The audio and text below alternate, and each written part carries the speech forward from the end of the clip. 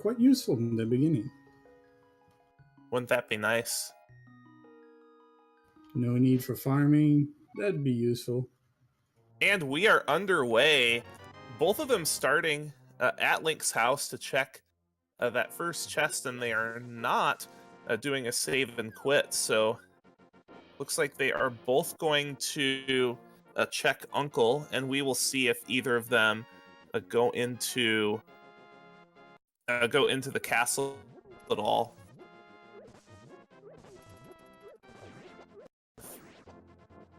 Looks like Icawn is farming bombs, and he got a drop. Nice fairy pool. That will be something for our runners to keep in mind later in the seed. That fairies will be very plentiful if we can find a bug net early.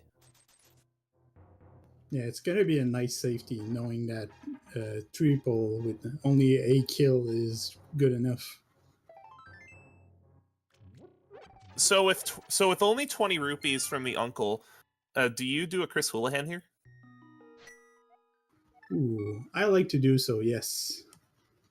Whenever I play, well, they're probably not going to do it now with those 50 rupees there. But I actually like to do a Chris Houlihan as the very first thing I do in a seed. Just start from Sanctuary and go Chris Houlihan immediately. Does not look like LiteYear is going to, and Icawn is not going to either. Definitely a respectable decision because you have bomb money. Indeed. When you see players approaching the 100 rupees, they tend to just go explore instead, maybe find their money this way in the beginning. As long as they have enough for bombs, they're fine. Oh, that's a nice shuffle there. LiteYear picking up 7 bombs and Icawn doing the same, so the runners may not even need to buy bombs in the early game. And speaking of bombs, we have bombs as the lumberjack item, so AGA 1 may not be required. Always fun to see that there's nothing of importance here, because doing AGAM is never really fun to do. It's not off the table yet. I've seen a lot of seeds in this tournament where AGA 1 has been the only way into the Dark World. That's true. It's still a very useful way into the Dark World early on, especially if you don't find either the mitts or the hammer. So far, nothing terribly useful, but because of all the early bomb drops, we'll see the north to south Kakarika route that you saw a lot in last year's standard mode tournament. Yeah, Kakariko is always checked in the beginning just because the sheer number of items in it. You have to go check there eventually because there's bound to have something in it. No matter what you find, typically you won't see a real route divergence until after the village. Oh yeah, especially once you start finding a few items here, either like power gloves, bow, or something like that. It can go different ways from that point. The bow is one of the big things that I want to see early on, although we have seen a lot of late bows in this tournament. Late bow can be one of the most frustrating things to see whenever you're doing a randomizer seed, just because a late bow will often mandate multiple trips to Eastern, and both Eastern and Palace of Darkness can be very lucrative if you have access to the entire dungeon.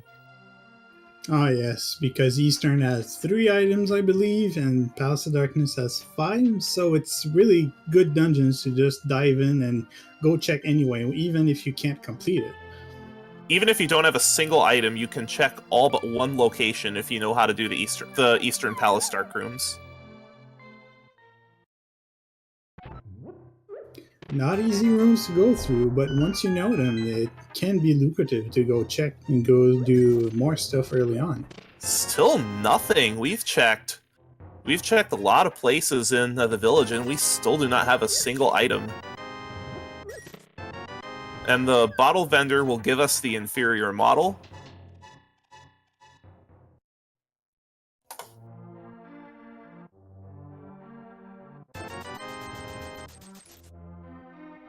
Might be useful to check what's the stun pack with it. No.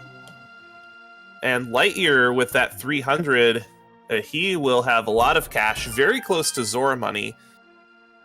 So if you don't find anything important in Kakariko, I think you go straight to the dam and hope for Zora money, because you only need about 25 more rupees. Make that about 5 rupees. Yeah, at this point, he might go buy more bombs to check Moldon Cave. Oh, absolutely. Absolutely the right play.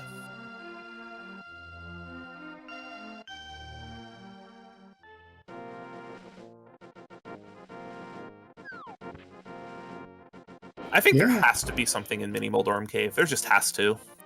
At this point, yes.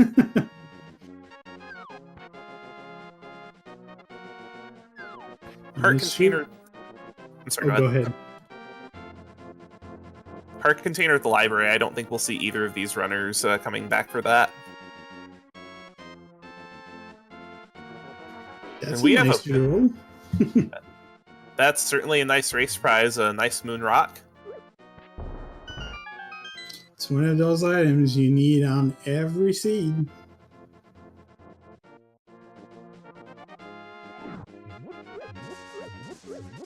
It's not super useful so far since it doesn't unlock anything really for now. But it will be totally useful later on when they get access to Dark World. The easily accessible Moon Pearl is also another sign of leading to Aga 1. It really depends on what we have at the Eastern, in the hut behind Sahasrara, as well as the dam. And it looks like both of our runners are going to be going down to the dam.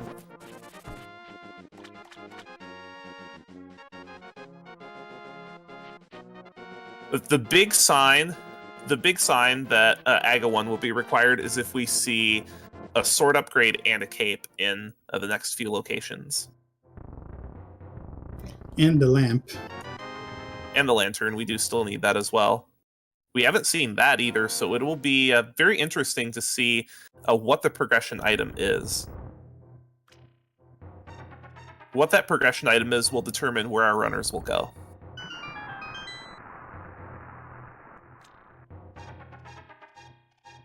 I wonder if one of them will make the play to go into desert early on and check Agnes Cave. I've seen important items there before, but I don't think that play is right until you make the round through the southeast corner of the light world. There's just too many items over here. And Zora also has to be something that is weighing on their mind right now. Icawn really low on bombs. He might not be able to finish this room.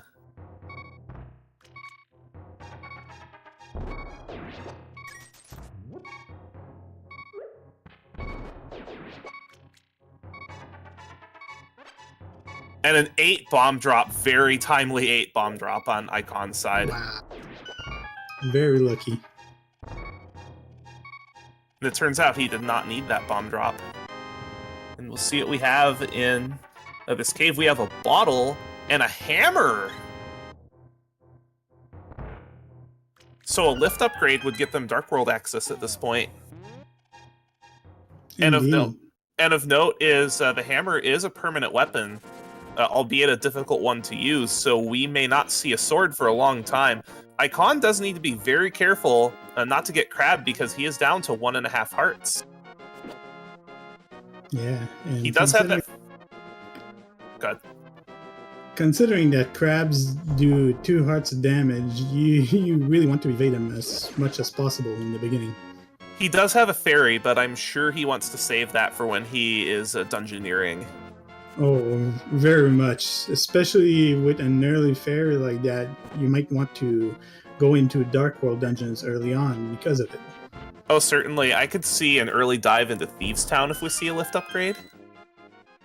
Have we had a map check yet? Not yet.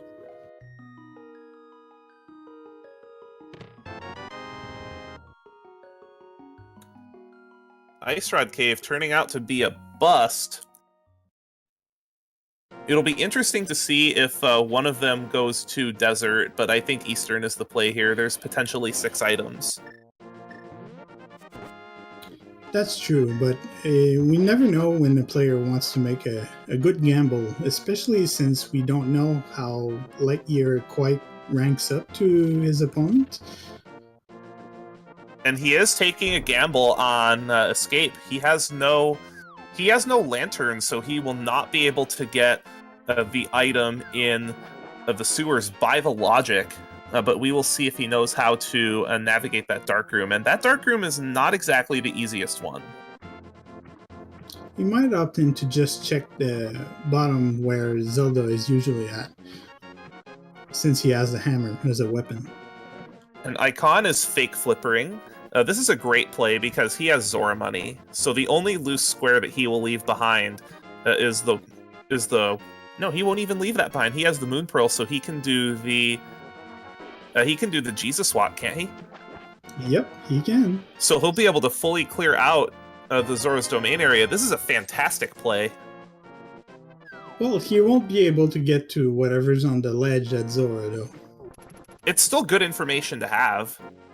Oh, totally. Completely agree with you on that one. And then if there's something important that's not necessarily progression, you can always route it with Catfish later. Indeed.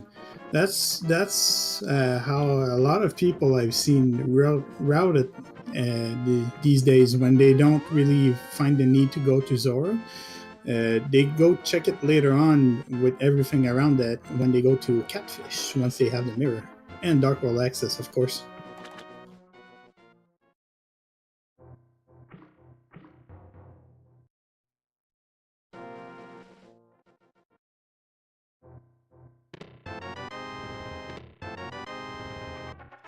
And Icawn finding a flute in the well. Now, do bear in mind that this is a sequence break, so we may see a very early flipper.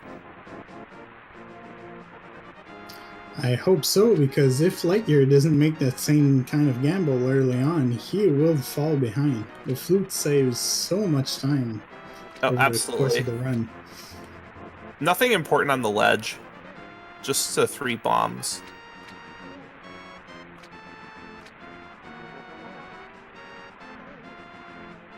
But Icawn is about to check Zora, and LiteYear making the Eastern Palace play. If you don't know how to fake flipper, then this is the best play you can make. And a life lesson for Icawn. Just some pocket change from Zora for 500 rupees. I still don't think we've seen a map check from either of these runners. And we have a lift upgrade in Sahasrarla's hut, so we have everything we need to get to the Dark World, so Aga 1 will not be required. Now we have a map check. Looks like we have 3 crystals, and we have an important crystal in Eastern. Yep, we'll keep that in mind for later on if they ever try to check what's that double-chested fairy on the pyramid. And Icawn activating his flute, so get your swag ducks in.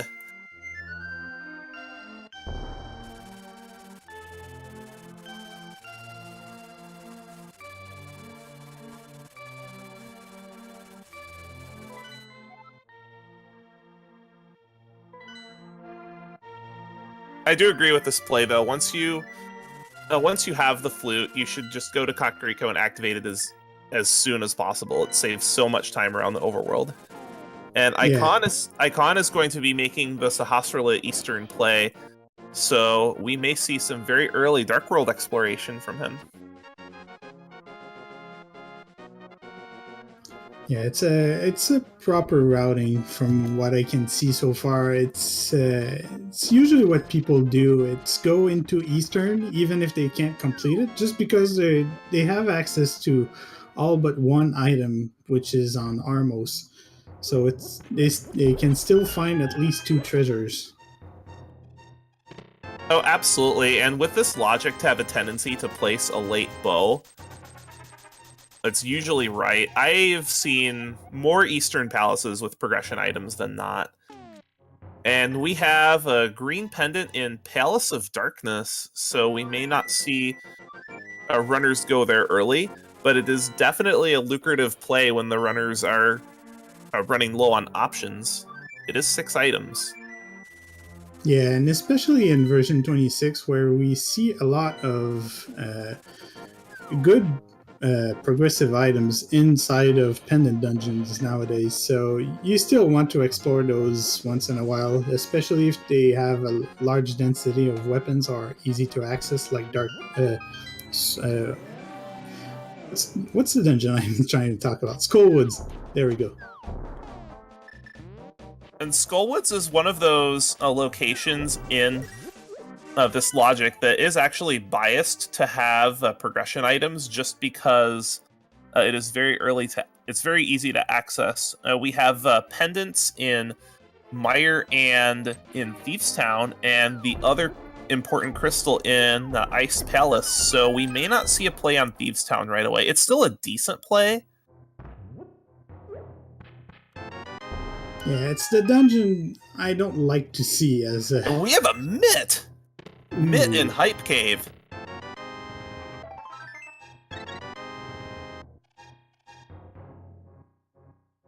We still don't have terribly many items. That's true. I don't think any Dark World dungeons, other than Thieves Town, can be completed at this time.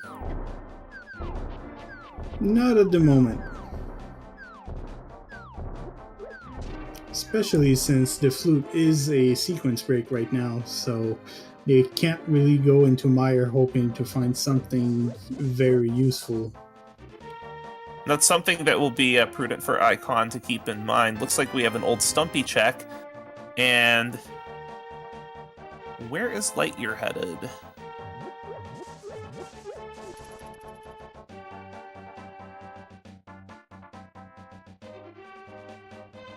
I think he's going at the back of Kakariko and taking that Dark World portal. That's a good play.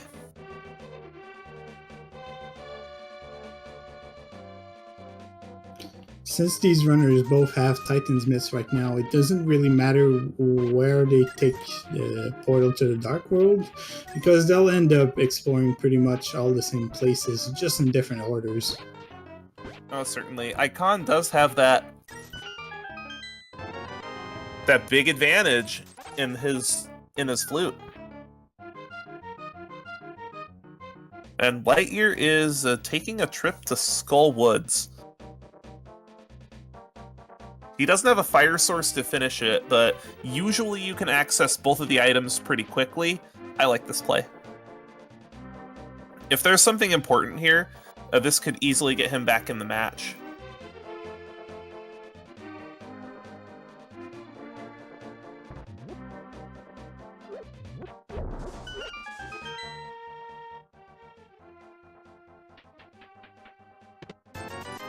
Yeah, Skullwoods, like we said earlier, has, I think the last number I've seen was about 32% of having a progressive item inside of it. And considering it only has 2 items to offer, that's very good chances of having something useful. It's a very quick check.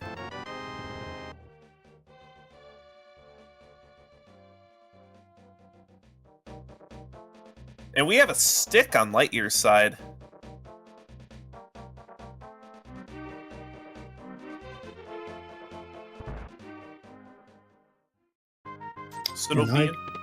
Icawn also found the flippers in the Dark World Kakariko.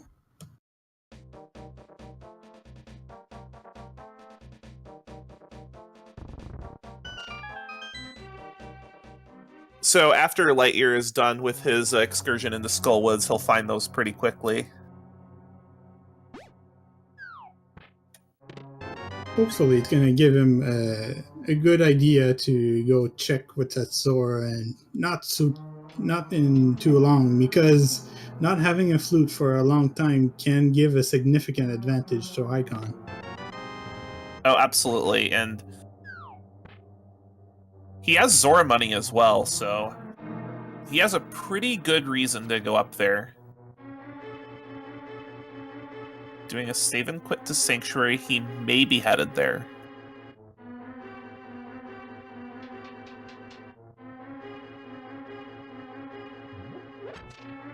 No, he's not.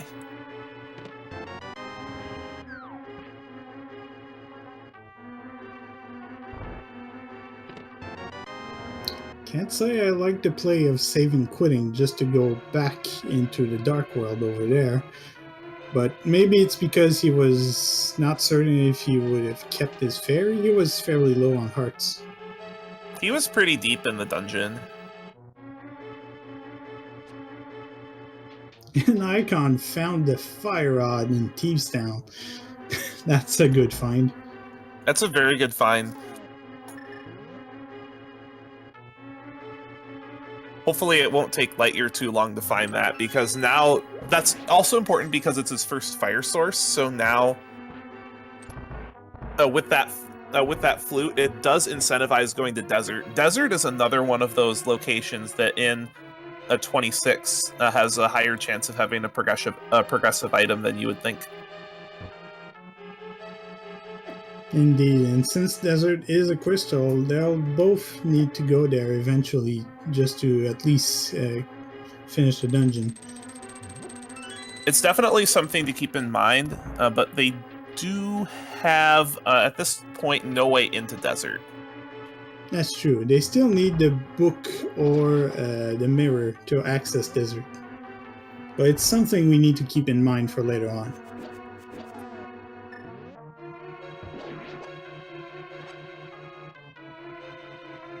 LiteYear checking the castle basement. This has been available for a while and has not been checked yet. So it'll be interesting to see if there's anything important down here. We still have not seen very many items. It's not been a very giving seed.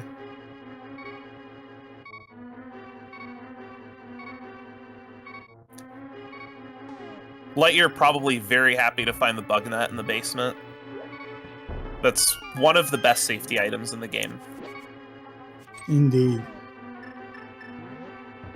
If you have a bug net and a large number of bottles, you can be pretty much invincible in the late game.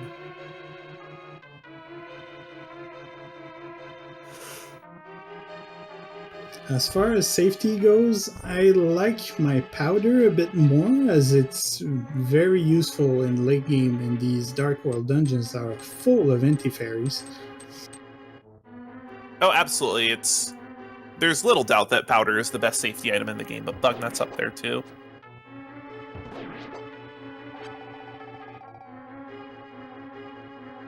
Icawn needs to be careful in Thieves Town. If you look at the color of his tunic, he still does not have a mail upgrade, and he's down to 2.5 hearts.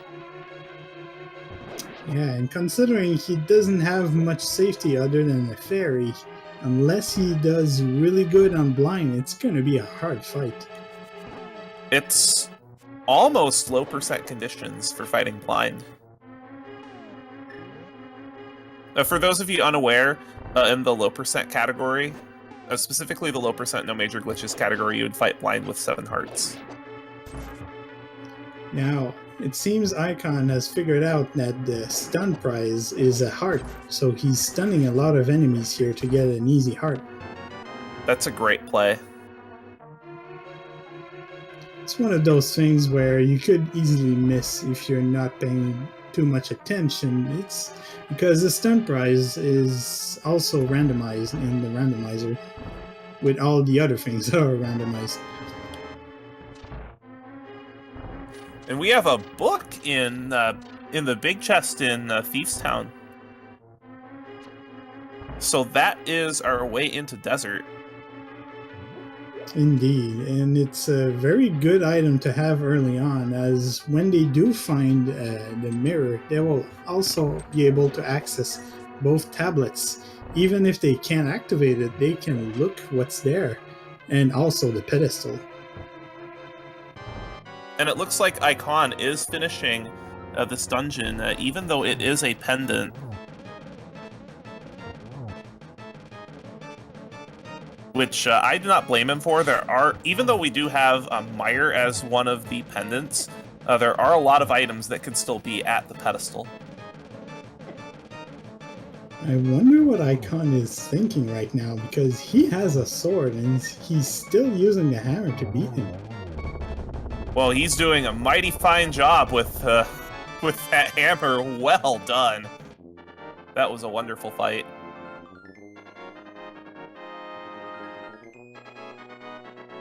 Icawn showing us really good skills here to get his blue pendant. So with his fire source, you do have to consider going to finish off Skullwoods here, because I believe there is still a fairy in his bottle, correct? Yep, he hasn't used it yet. And LiteYear is saving and quitting with the dwarf, so he is going to take the dwarf on a world tour. Just a small adventure.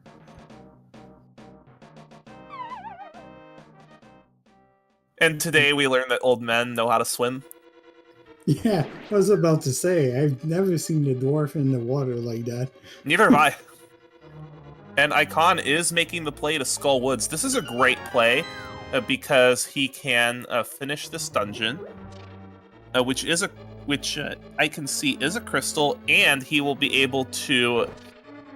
Oh no, he won't be able to do a pedestal check because he doesn't have the mirror.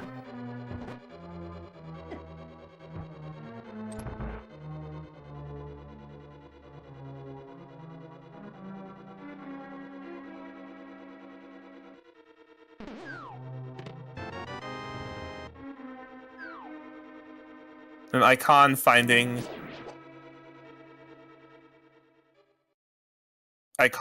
his sword. Icawn did not have a sword. Icawn did not have a sword. LiteYear had the sword. Ah, that's right. My bad.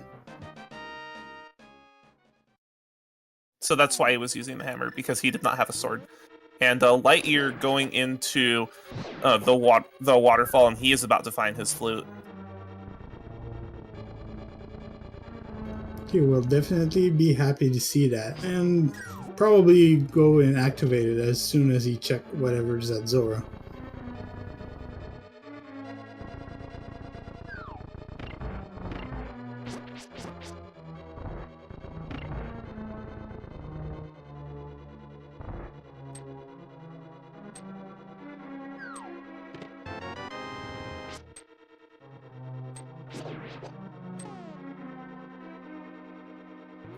Now, we haven't seen what's in the big chest in Skull Woods because LiteYear save and quit out. Maybe Icawn is hoping to do that exactly right here. And Icawn got grabbed by the Wallmaster, possibly intentionally. Yeah, I think it was faster to do that than to push the block out of his way again. Probably. And it looks like Icawn is set on finishing this dungeon, so he is probably just going to check the rest of the chests in Skullwoods and only check the big chest if he needs to. He may not be comfortable with the bomb jump.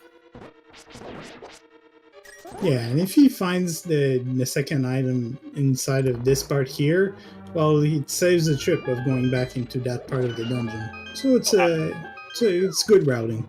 Oh, absolutely. And the bomb jump to the big chest in this dungeon is not easy. Indeed.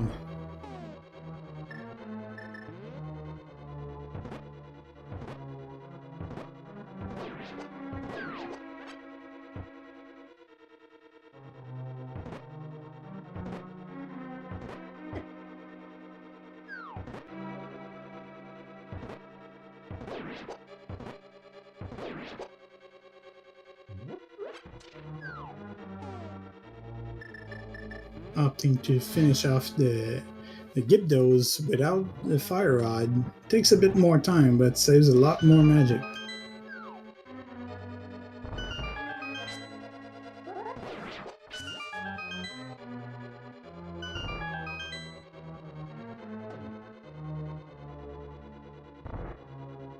About to see what we have from the Dwarven Breadsmiths. We have a hook shot! That is huge. Yeah, that's a great find here. I feel that with the progression we have, that swings the advantage considerably to LiteYear.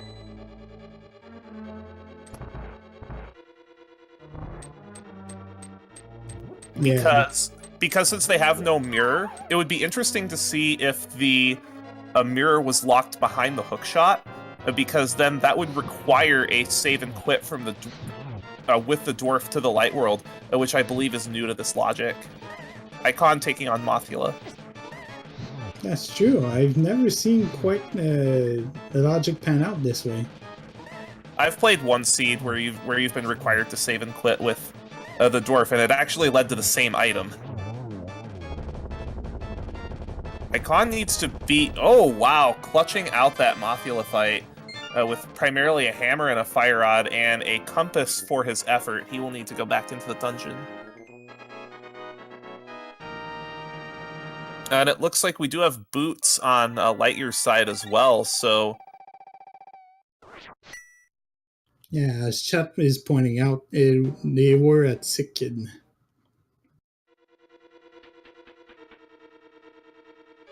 Now, since Icawn only got a useless item from Mothula, he needs to go back inside the dungeon and find the second item. Might be something useful.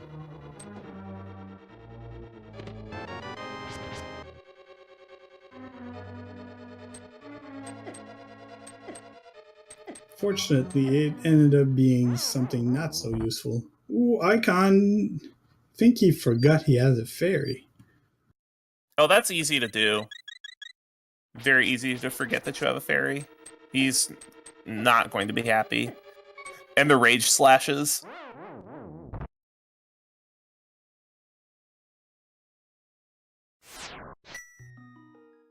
So with the Titan's Mitts and the hook shot, LiteYear will be able to check both sides of Death Mountain, which has a lot of items. I want to say it's something like 22 items if you can check all of both sides.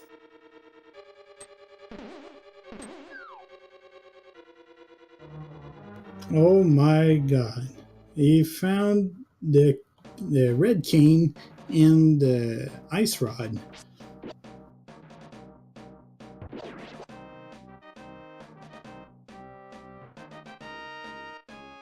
So it looks like the hook shot may be the progression item that trips up Icawn here.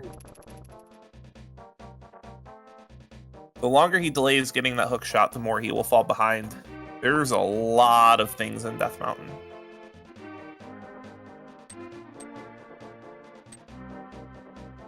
So...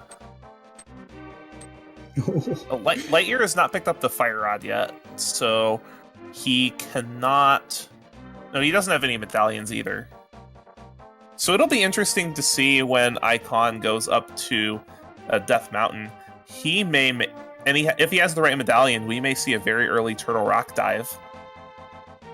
Yeah, and we just saw Icawn look at what's at Bumper Cave, and there's a sword there. So Bumper Cave is something they need to keep in mind for later on.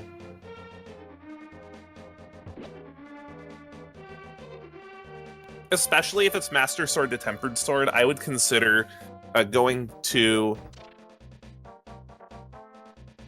Bumper Cave as soon as he has access to that cape. And we have Ether in the Tower of Hera, as well as a lot of fireballs. But with no big key, the basement is going to be required.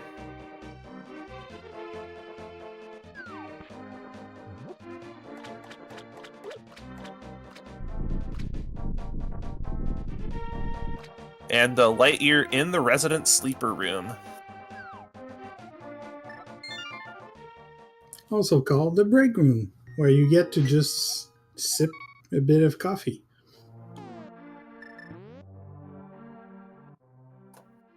Save and quit from LiteYear? Why would he do that? I don't know. Oh, he doesn't have a fire source. Oh, he doesn't have a fire source. These routes have been so divergent that there's... There's so much going on in the seed.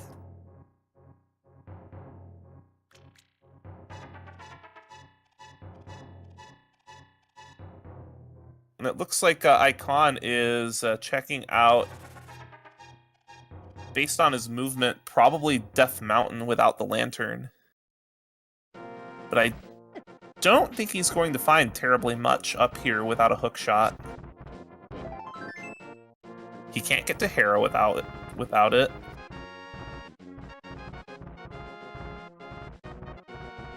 And LiteYear checking Dark Death Mountain. There are 6 items he can get to. And he can also go check what's the medallion requirement at Turtle Rock. That's important information as well, because since Turtle Rock is a crystal, he will need to go in there eventually.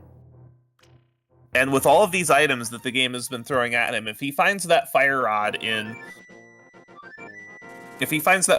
Thieves Town, he does need to start thinking about going to Turtle Rock. From my experience playing the randomizer, I find that the earlier that the game throws you all of the items that you need to get into a dungeon, the more likely that dungeon will have a progression item. Oh yeah, I completely agree with you, especially Turtle Rock.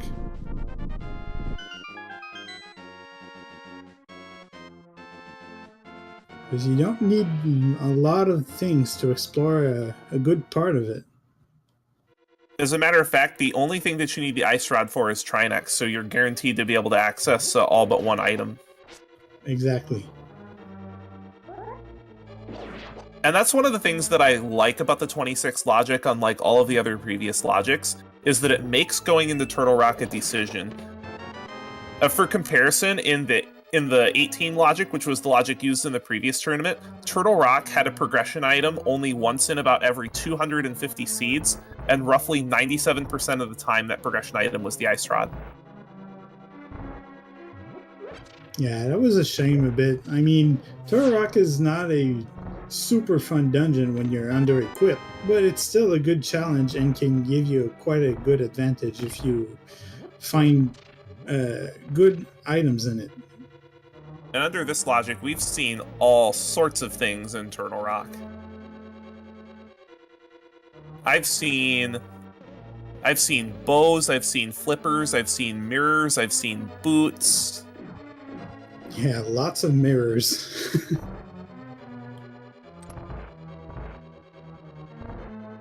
It looks like Icawn saw half magic on the torch in the desert, but he still doesn't have the boots, so he can't get to it right now.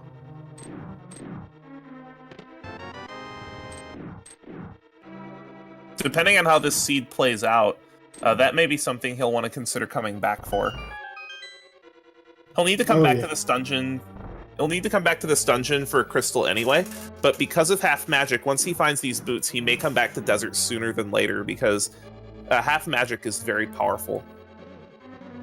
Definitely, especially before you go inside Turtle Rock, a very magic-intensive dungeon. The magic requirements for Turtle Rock are actually one of the big things that keep people from finishing a low percent run. I am still of the opinion that one of the best things that you can do to prepare yourself to play this randomizer is to do a playthrough under low percent conditions. It'll put you in a lot of situations that are very uncomfortable and will make you a lot more prepared to do things such as fighting Trinex without half magic, doing Master Sword or even Fighter Sword Cold Stare, and even things like Silverless Ganon. Yeah, it's very good preparation to not finding anything really super useful inside your run. Fortunately, most runs give you access to a fair number of items, where you sometimes have to find maybe 1 or 2 items that are out of your way. That's what 26 turns out to be usually, just that one item that's in a nasty location, and it's just about who goes to that location first. I've seen so many races in this tournament decided based upon 2 players gambling on different pendant dungeons, and it just comes down to who picks the right one.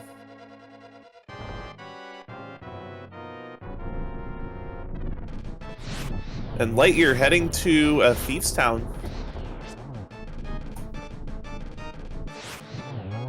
He will soon find his fire rod, and maybe we'll see a decision coming from him to maybe go to... No, not yet to Turok, since he hasn't found very much, but I thought one of these runners had ether. Which one of them was it? I am trying to remember. We'll see it when they pull up their menu. We'll see. But I do know that one of them found ether.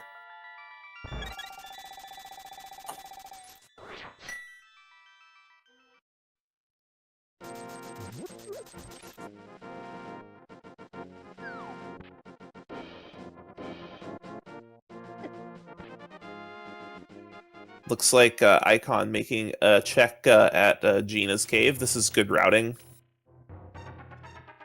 You always want to try to route this cave with desert as much as possible.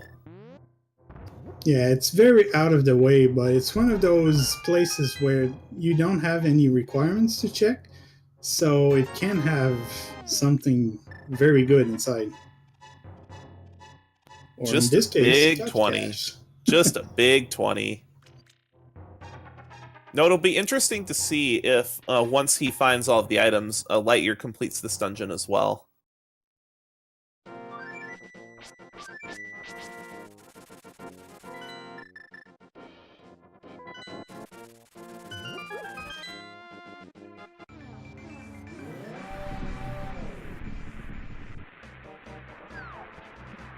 Looks like Icawn is going to check Meyer Shed, and as well as check the requirement for Meyer as well. It is Bombos. Hypothetically speaking, if you have Bombos, do you go into... Well, it's a Meyer's a pendant. It's a pendant, and he does not have the lamp, which he still can do with only the fire rod for checking the treasures, but Meyer is not very fun doing in the dark. I know how to do it, but I never want to do it in a race. And especially not as equipped as he is. Yeah, with only the fighter sword and no mail upgrades, ooh, it's a hard sell.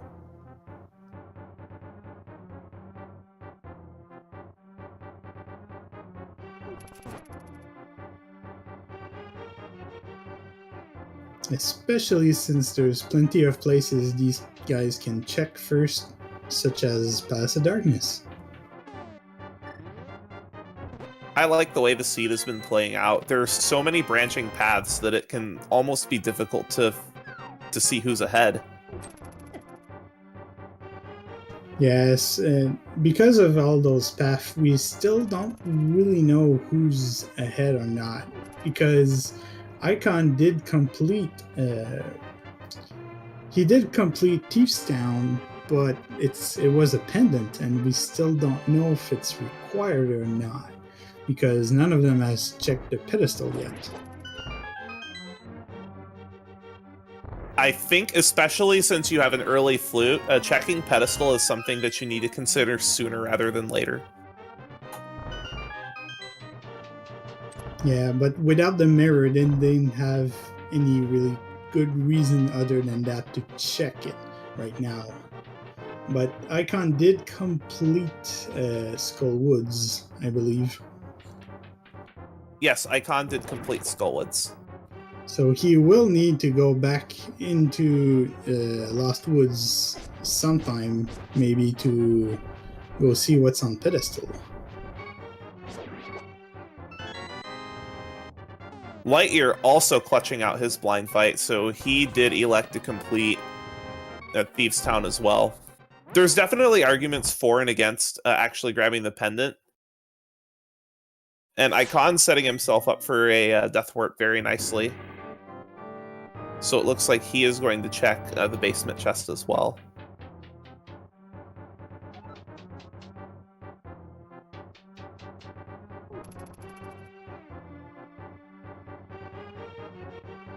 LiteYear headed to do hammer pegs. I think the biggest question burning on the minds of these runners right now is where is Mirror and where is Bull? Those are the two big things that are missing right now. Indeed, because so far we've pretty much seen that Icawn, it doesn't really need the lamp, but LiteYear might not be as comfortable without it. It can take a long time to get used to dark rooms, especially very difficult dark rooms, such as the maze and Palace of Darkness. The maze and Palace of Darkness can be extremely frustrating to try to navigate without a lantern. Indeed, that and Hyrule Castle when going for early Aga. That so rarely comes up. Yeah, I've never seen it so far in this tournament, but it might be something if we eventually see, considering how big caliber players decide to route their races. And especially just considering the sheer number of matches in this tournament.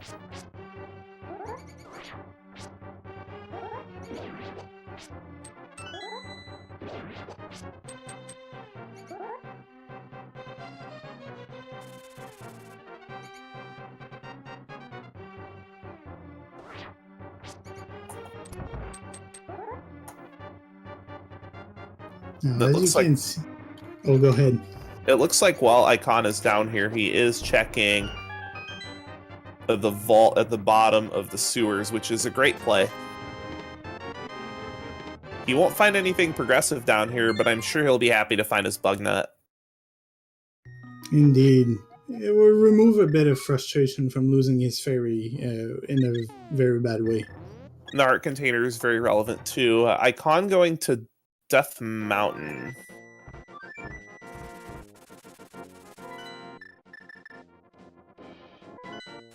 LiteYear getting his half magic inside desert. And fluting away.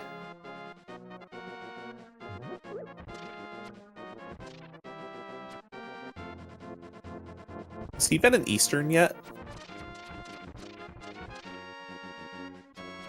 I don't think he has been.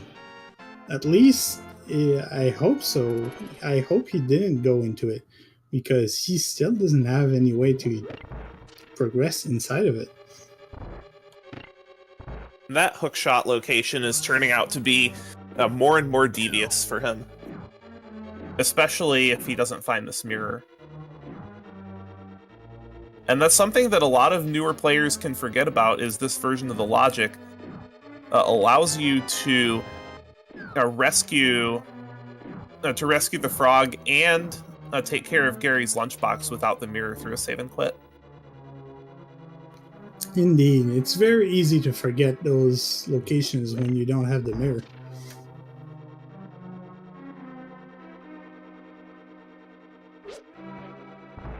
I've found that the later the mirror is, the more locations you tend to forget to check in version 26. Oh, absolutely. That's one of the things that I want to find early in a V26, just because it makes routing between worlds so much easier.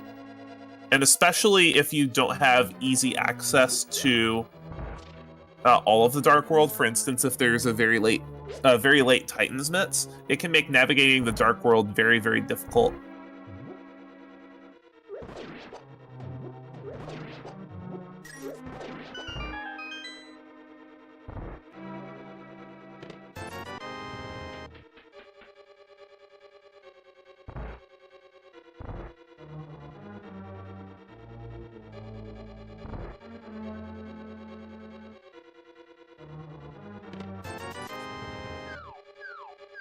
Both of our runners making their way through Light World dungeons.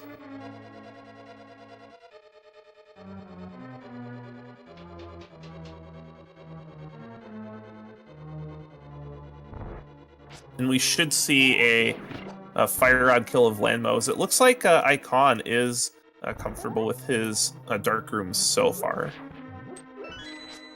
Indeed, but we still haven't seen the harder ones, the ones with the mazes in it. So he might want to put those off a bit, especially since they're both in the dark look in pendant dungeons. I was trying to say. That was a great kill of the Landmollas with the fire rod. Indeed, making short work of him with the fire rod and half magic helping.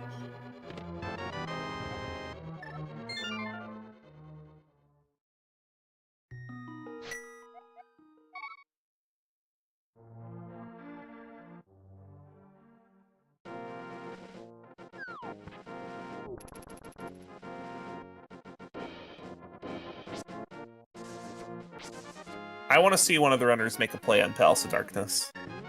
I think we might see LiteYear making a play on Turok maybe here.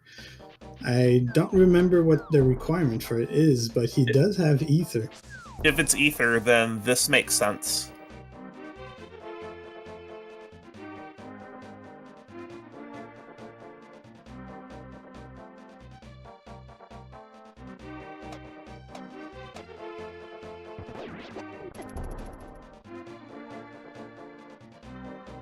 And it looks like Icawn is probably checking the pyramid.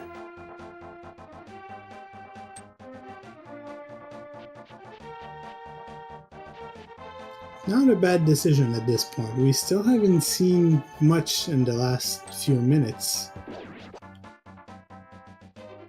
I think his best option is Palace of Darkness by routing in pyramid. We have a mail upgrade on the pyramid. I'm sure he's happy to see that.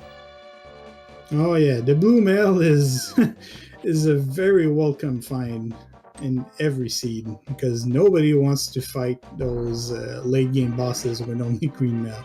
Oh, absolutely. That's a mail upgrade is probably one of the most terrifying non-required items to see at the pedestal.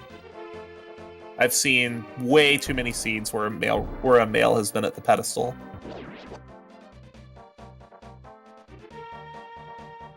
Now, what's interesting to see here is Icawn still hasn't checked Sick Kid, so he still doesn't have his boots right now. And every minute he passes on checking for getting those boots, LiteYear is getting a bit ahead of him because he can dash all over the place. Correct. Boots generally save about 2 to 3 minutes per hour.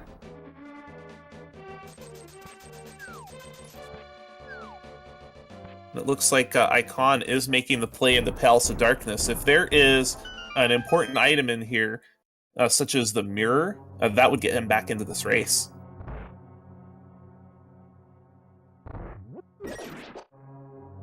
Indeed. Meanwhile, LiteYear is going up Tower Hera, so we might actually see him doing the correct play. We still not sure who's making the best play. And Icawn is bull blocked out of Palace of Darkness because there was no key in the first chest. Yeah, that's not very fun when it does happen, but at least he found the cape, which is for itself a good safety, and it's also what they need to get a sword upgrade. I would be going to get that master. I'm sorry. Yeah, no, I was exactly saying that. Going to get your master sword is something you still want pretty early on, especially since they have the book. I would get that master sword right now. But it does look like Icawn is going to Sit Kid, and he will find his boots. But after this, I would make a mad dash to that bumper cave for that sword upgrade. And it looks like Icawn is not happy to find the boots there, given how long ago he could have checked that location.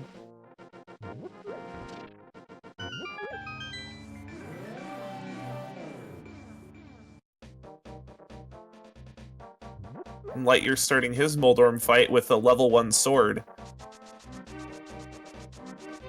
He does have the hammer though, so he does have a hammer. Hits. It can be very difficult to use the hammer on Moldorm if you're not familiar with the hitbox, but it does look like he is familiar with the hammer's hitbox. What makes it so unusual is it's actually off-center from a Link's sprite. The hitbox is actually to one side, which is why I hear so many complaints from newer players about how difficult it is to use the hammer. You just have to stand to one side of your enemy and you'll be fine. Yeah, and never try to use the hammer while aiming up. It has a weird hitbox where when you're trying to hit something upwards, it has such a little hitbox that it's not worth it. So just try to aim it so that your hammer hits sideways or downwards. Especially downwards. So Icawn picking up his Master Sword, and he has a Master Sword and a book, so checking the medallion tablets are now an option for him.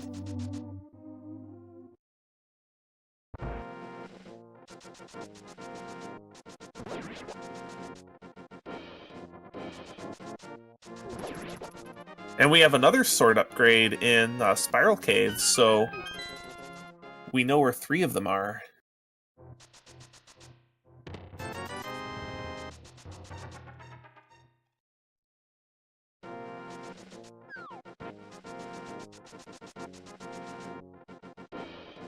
Looks like LiteYear is gonna buy himself a potion right here. He only has 1 bottle. Ah.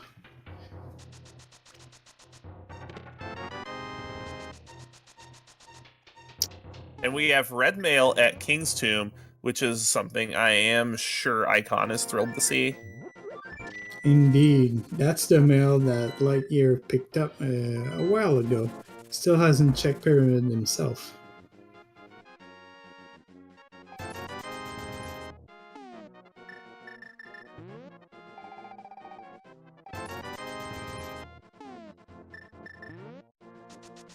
Interesting. Interesting that Icawn is choosing to buy just a green potion.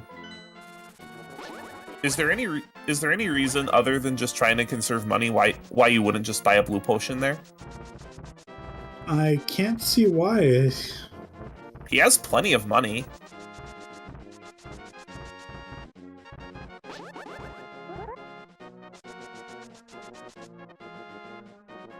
Definitely something we might need to ask after the race. Oh, absolutely. Now, LiteYear is in Ice Palace. I think this is about the right time you go into Ice Palace. Yeah, I've seen too many races so far that Ice Palace paid off big time when you go there early on. Oh, that would make sense. He was buying green goo for Spike Cave because he doesn't actually have he doesn't have half magic, so he can't actually get through this with just his cape. And he finds a piece of heart, and he is not happy to see that. And he is really running out of options.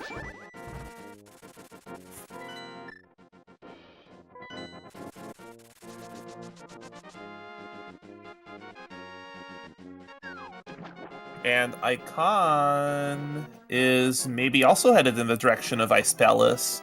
If there's a progression item here, then we could see this race really even up.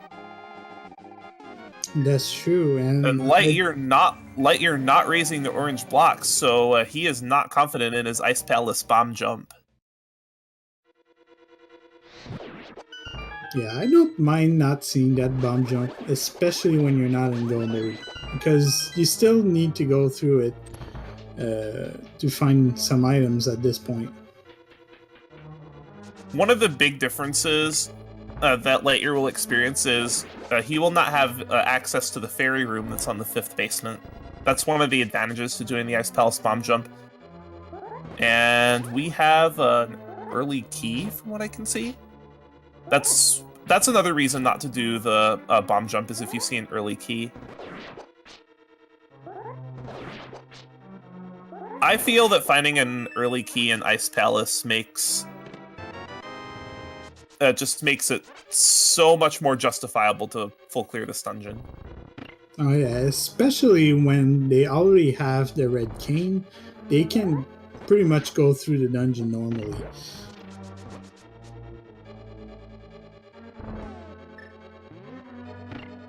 Because if you don't have that early key, then Ice Palace generally tends to give people the runaround.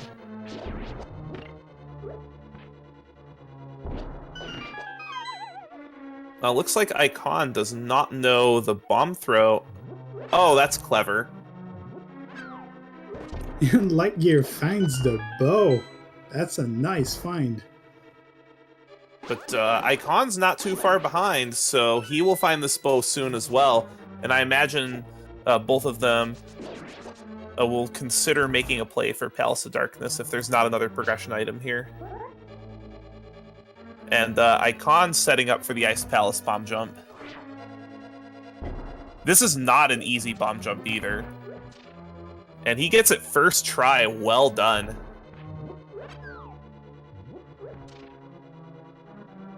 At this point, I'm trying to wonder where the lamp is. Well, the lantern cannot be on the pedestal.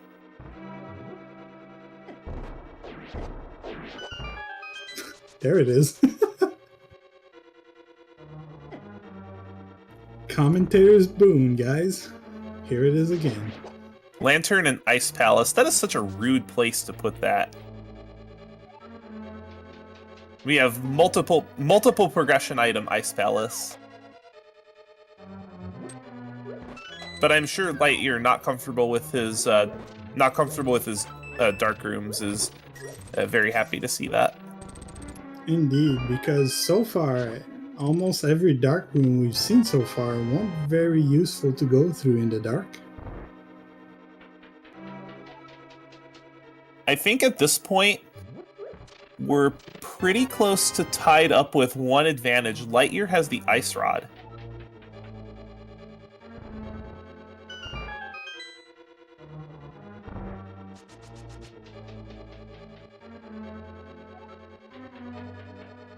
That's true. He has the Ice Rod, but Icawn also completed Skull Woods, which LiteYear didn't do yet.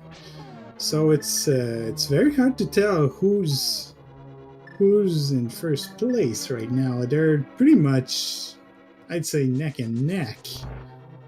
One thing's for certain, though: the next big decision that these runners make could determine the outcome of this race.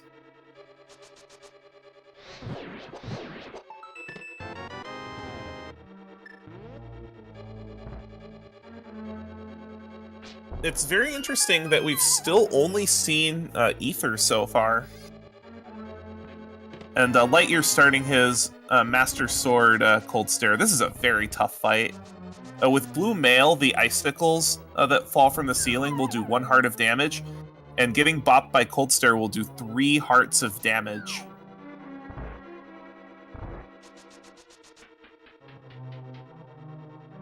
Yeah, at least he had half magic, so he could get a few Fire Rod shots in. Oh, absolutely. LiteYear taking Cold Stare down.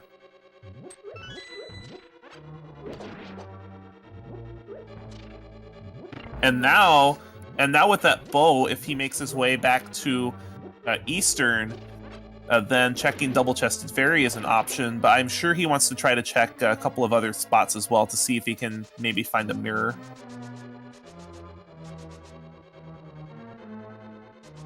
Although, because he does not have a mirror, he's going to need to save and quit out anyway. So finishing Eastern would not be a bad play here. Indeed. Icawn raging a bit of that lantern check. I don't blame him. I wouldn't be happy with that either. I'm one of those people that I think it's a great idea to try to delay Ice Palace as long as possible. It's such a long trip for so little value. It's only 3 chests, and it's the longest dungeon in the game. I'd say like Turok is longer, but it depends on your skill on ice physics, I suppose. And plus, if you're familiar with the Ice Palace bomb jump, and you can enter Ice Palace in Go mode, yeah, it's a lot shorter. it saves about 5 minutes over doing it normally. And the big reason for that is you get to skip the big key.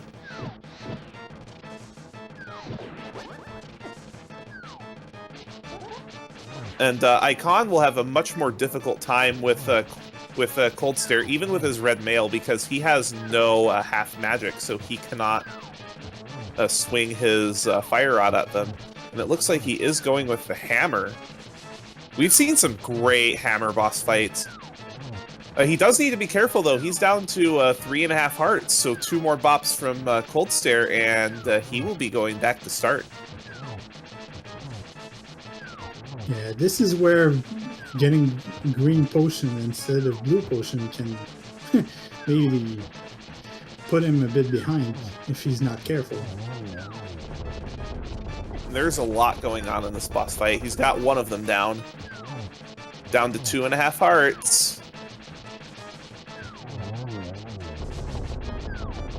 That was a great dodge. Great way to get out of a jam in that corner. Yeah, we're trying to gang up on him.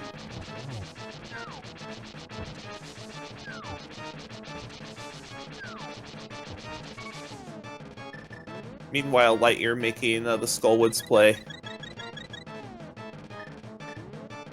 Oh, he has a red potion.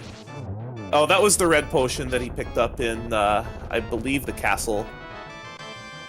I believe there was a bottle of red potion down there. So he did have backup. Props to him for holding out on that red potion as long as he did. Yeah, especially once you're down at half a heart like that, nerves get in and you don't want to take that hit. I've taken deaths before from either not getting to menu fast enough or even forgetting that the magic cape has a 1-second delay in getting started. So you can't just switch to the cape and then mash the button. Yeah, I've done that a couple of times. It's just so easy to get caught up in the heat of the moment. And Icawn is making the play to finish Eastern. This is a great play, because then he can go to the Dark World and potentially route Pod with the double-chested fairy.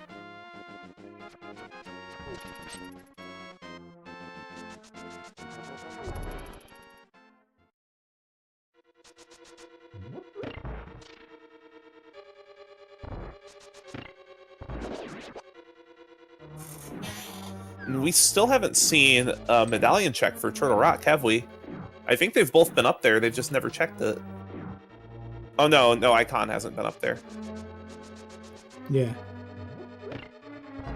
He still doesn't have the hook shot.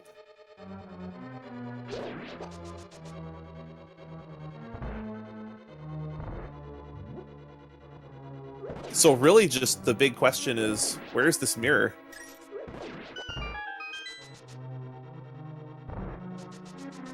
At this point, it might actually be on Armos. I think there's still an item in that dungeon. Could be there. That mirror could be just about anywhere. Yeah, it could also be in Palace of Darkness. And it could maybe be at Catfish, for all we know. Catfish has been checked. Oh, it's been... Sorry, then. Yeah, Catfish has been checked. It's nothing. Nothing important. I want to say it was either a piece of heart or couch cash.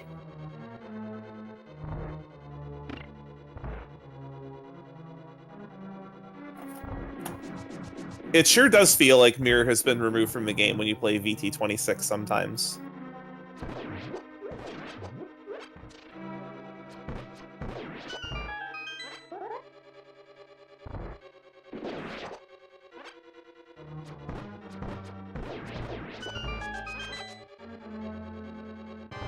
At least this seed was generous enough to give the flute and the boots early on, because we have seen some seeds that keep off on giving the flute, the boots, and the mirror, and you're just wasting so much time. There's the mirror. Mirror in Eastern. So I think we know where all the items are that are necessary to complete the game. No, we don't. We need to know that. The only thing we don't know is the Turtle Rock Medallion. It's true.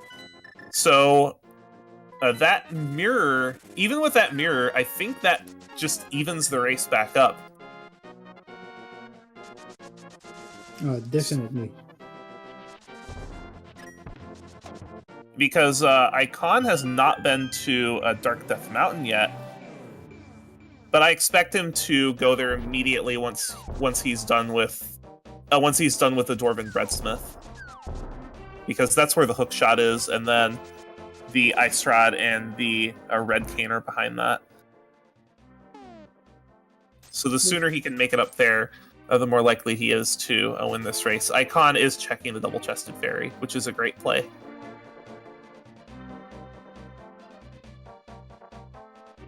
Yeah, there's still plenty of items he needs to find all over the place. And the Double-Chested Fairy could still have some pretty good safeties for him, such as an extra sword or even silvers. I don't want to see silvers at Double-Chested Fairy, because then I would have to yell at VTorp. I haven't had to yell at VTorp in a while.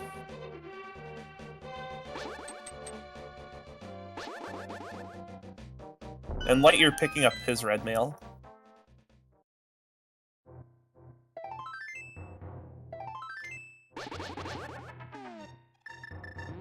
And just some love.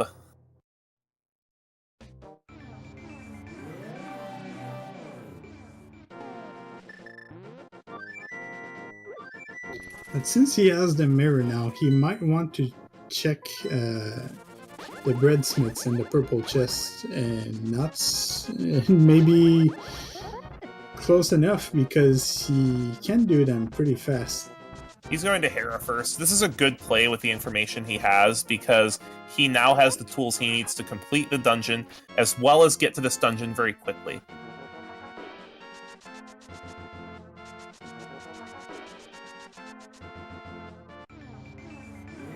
Oh, I guess Chad is right.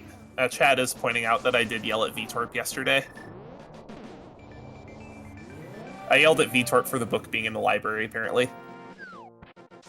What a weird place to be. Oh, he's also comboing Hera with Ether Tablet, it looks like.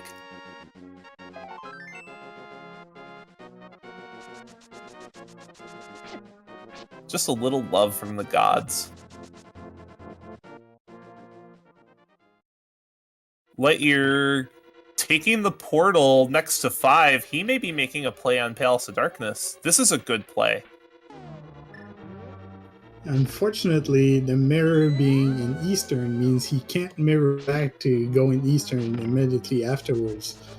So and Death Warping is not going to be a very good option with his red mail. Yeah, that's not likely to happen.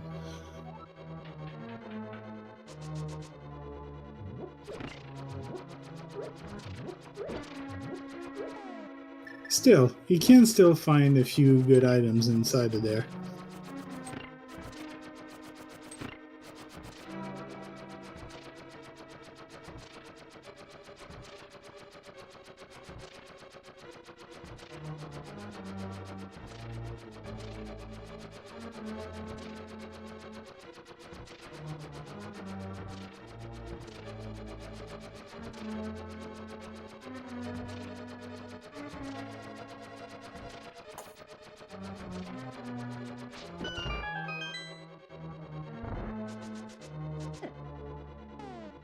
And unlike Icawn, who was just able to find that cape and leave, LiteYear has the bow, so he will actually be able to proceed in this dungeon. Yep, it's always fun not needing to double dip inside dungeons, but unfortunately, you often need to, especially early on. I play every seed with the expectation that I'll need a double dip Eastern. It's very common in this logic just because of the way items are placed. I really like this logic for competition play, though. Indeed, it does make very good races. That's one of the things I kind of didn't like with the spring tournament is because the items were not progressive. It made a lot of those bosses very not uninteresting because you often had gold swords so early. Oh, absolutely. I remember a couple of races from the spring tournament where Buttersword was in Link's house. And in this logic, you very rarely see Buttersword, which I think is a good thing. It gives you enough sword upgrades to be able to usually have the correct sword for the dungeon that you go into, but not overpoweringly so. So you'll usually have Tempered for Turtle Rock and G-Tower and Ganon, but it's pretty rare to be able to just crush all the dungeons with Buttersword. So this logic does actually make your combat skill matter more, which I think is a great thing. Yeah, anytime there's progressive items in randomizers, it always makes things a bit more interesting. So you need to find more, and you still have value in finding things, upgrades. Now Icawn is finally making the play to check Eastern Death Mountain, which he can do right now since he's up there. And then once he checks these, he will find his Red Cane and his Ice Rod, and he could potentially be just a hookshot away from Go Mode. And we know where the hookshot is, but he doesn't, and based on what locations he has checked, it may take him a long time to go back there. Indeed, it's a thing we hope to see early on because, like we said earlier, sometimes you're just blocked by one item, and if you happen to forget to check that location, well, it can lose you the race. Oh, absolutely. You just never want to leave. You never want to leave those loose squares unchecked. If you leave a loose square somewhere, it can become an extremely low value target.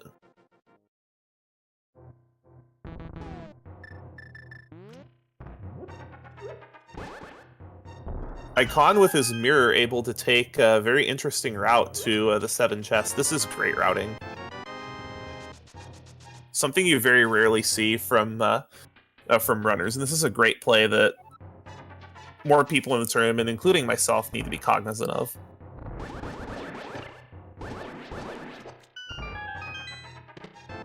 We have not had a pedestal check, but we know that the only thing that is required that could be on the pedestal is the medallion to get into Turtle Rock. And it cannot be Bombos. So unless Turtle Rock is blocked behind Quake, it can't be very interesting what's there.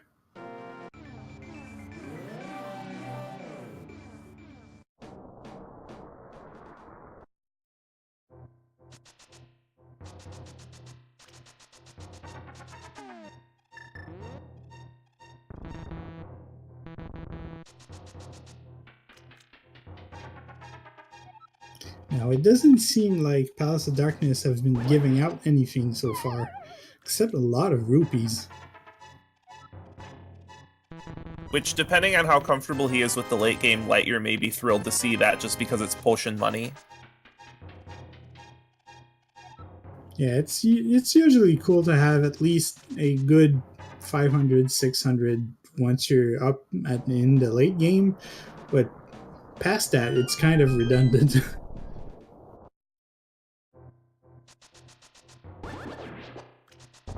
And it looks like LiteYear is making the play to Eastern, so he will find his mirror and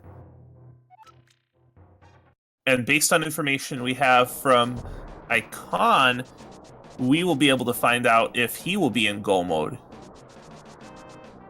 All right, what is it? What is it? It's Quake! Oh boy. It is Quake!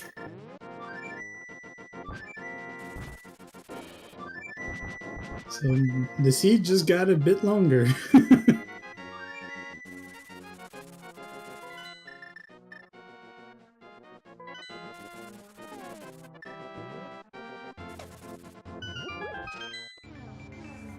So now that you know what Quake is, do you think this adds more value to checking the pedestal? Not yet. I would still go check what's in Swamp first, and after Swamp, I would check pedestal. True, they will have access to Swamp with the mirror, and Swamp is a very good place to check. It is 6 items, and as soon as you find that Quake, you would be able to mirror out in LiteYear's case. In Icawn's case, he still does not know where the hookshot is.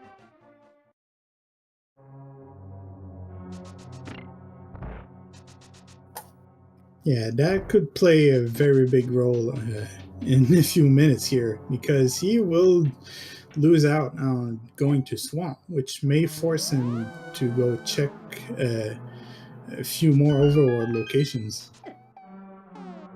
It looks like Icawn with his bow is going to check the rest of Palace of Darkness. We know that there's nothing here, but this is sensible from his perspective.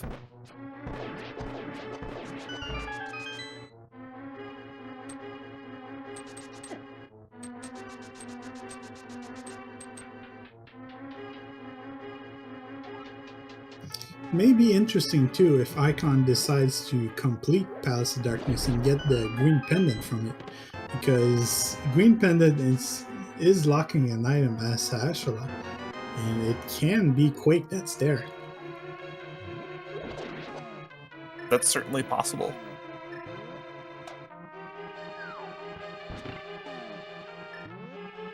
It does take a long time to complete this dungeon fully. There's a lot of rooms down in the basement, and the boss fight isn't short, and at this point we're going on 85 minutes in the seed.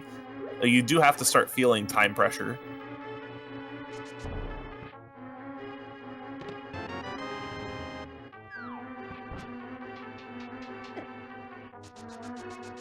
Yeah, but considering how the logic has been so far, he probably feels like his opponent can't be very far away from him.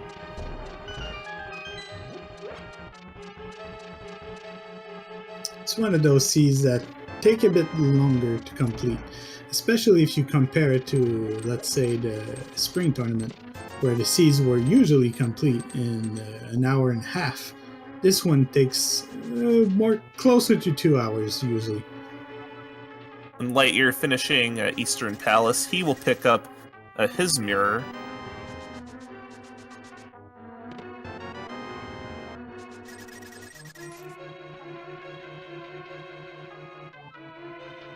And we will see where he goes. He is going to Link's house, so we may see an immediate check of Swamp Palace.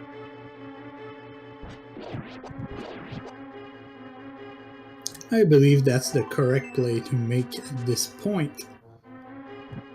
It's 6 items, and even with checking the left side, Swamp Palace is not as slow as everyone says it is. Most of the time, as soon as I have access to Swamp Palace, I will check it. Yeah, and since it is a crystal, might as well, you still need to go inside of it. And, you know, left side still has 2 items, like you mentioned, so it's not very long to go through. Oh, not at all. And both of these runners have been putting on a great show this evening. Please follow both of these runners. Oh, definitely. And do not forget our tracker, which is Spiffer the Grand. You can see him in chat. He's making a great job so far.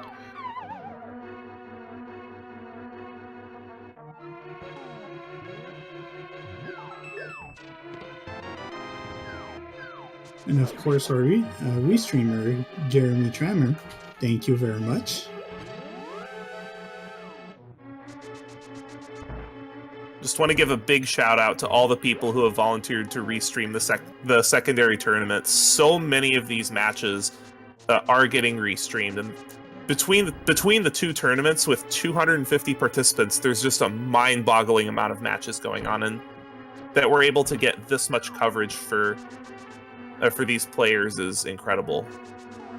So I want to give thanks to each and every one of you restreamers. Yeah, it's the reason why we can get entertained so often like this.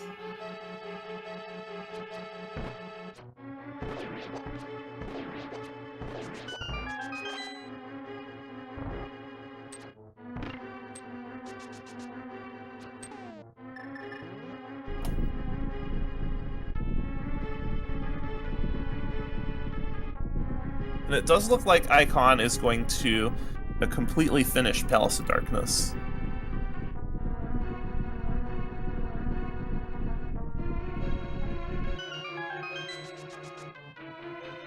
So if he is completely finishing this, he may think he's ahead and can afford to check some places that are going to be a little bit more out of the way to check. Yeah, this is something we've seen a bit earlier on. Since he already has the pendant from Blind, which was, I believe, the blue one, and he's getting the green one here, he might just assume that it's a pedestal required seed, which it might be. We still don't know at this point. It's still possible.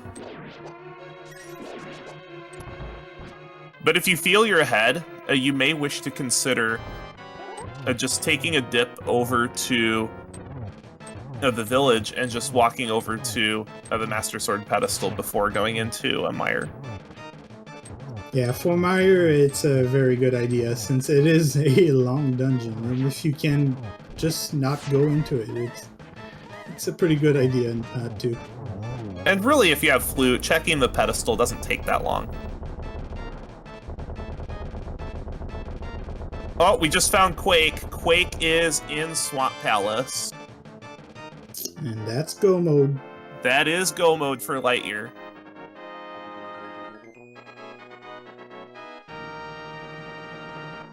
So at this point, this is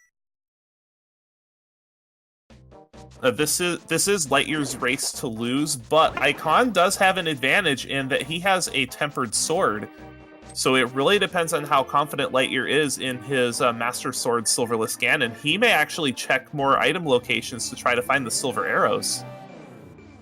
That's true, because Master Sword Silverless is not an easy fight, and it's very long. For a top-tier player, a Silverless Master Sword fight tends to take about 4.5 to 5 minutes. For less experienced players, it can take around 6. Whereas a Tempered Sword or even Butter Sword Ganon with silvers often takes about 2 to 3 minutes, and that's a significant amount of time. And based on his lack of comfort with dark rooms, he may think that he still needs to find the silver arrows, but we will see.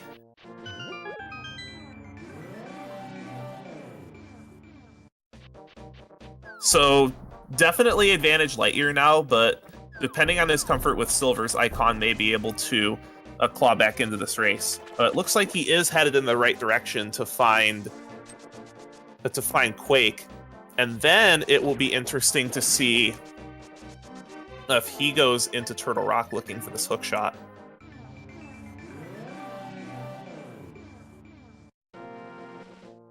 For his sake, I hope not, because going into Turtle Rock now means he'll need to find the hookshot elsewhere after he's been there, and then go back up there once he's done with Swamp Palace, which loses time in routing.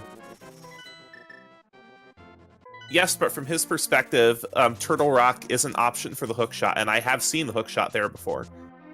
And it looks like Icawn is going up to going up to the portal. I thought he was going to make a pedestal check. He may still make a pedestal check. No, he is going...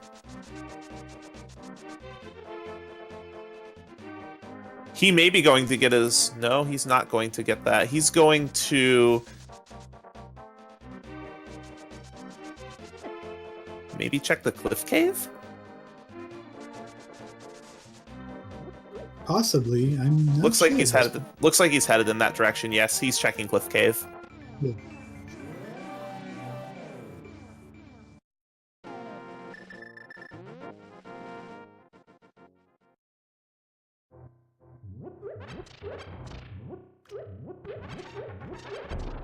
If Icawn finds silvers, this could still end up being a very interesting race.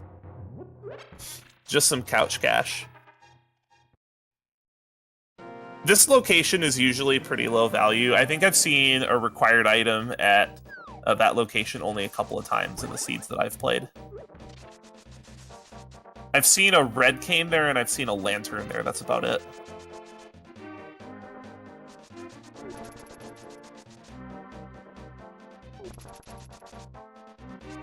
And that is a good point that LiteYear is in go mode, but he doesn't know he's in go mode. Yeah, because he still needs one more medallion to be sure if he can enter Turtle Rock, but it's quite a trip to go into Turtle Rock and not knowing that. So it's probably why he's still checking for a few more items here and there. He's also still on Master Sword, so he's probably checking for a sword upgrade. And he's leaving the dungeon? Yeah, he already beat the boss, but he skipped a chest there. Not quite sure why he would skip that chest. Unless he counted the items, and maybe we're the ones that haven't seen if he got the map and the compass. If so, good on him. That's one thing that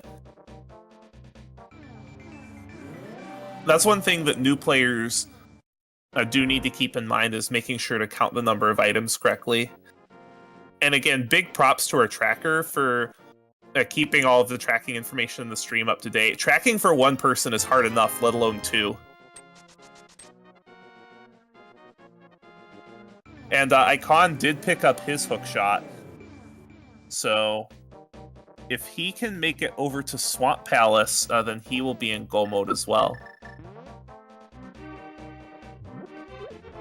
Oh no! Well, yes, he will need to go to Swamp Palace, and he'll pick up his Quake, and then he'll be in go mode. So depending on how quickly LiteYear makes it up to Turtle Rock, this could be a very close race.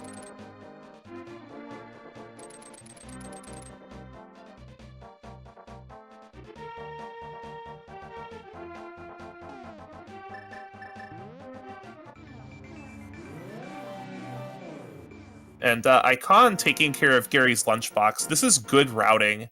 Because he's going to be headed over to that area anyway, he may as well check Gary's lunchbox as well as the Bombos tablet.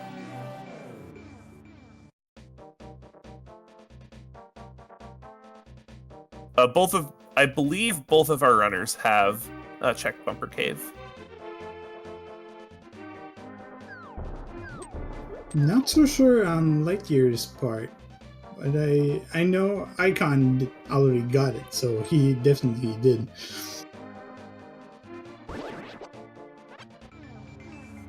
And Icawn may just be looking for silver arrows as well. He may not be comfortable with silverless. Even with tempered, silverless is challenging. Indeed, getting the right timing on Ganon is something you need a bit of practice on to get it consistently. And especially considering that Icawn has not returned to a desert to get half magic either. Oh yeah, and doing Ganon silverless without half magic is kind of has a time limit on it. Oh, absolutely.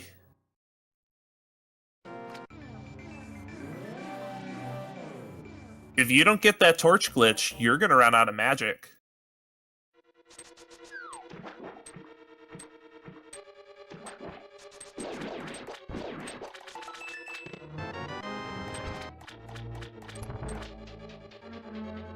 And it does look like LiteYear is going for a Turtle Rock, so he is going to find the good news as soon as he takes that portal to the dark side and finds out that he has everything he needs to finish the game.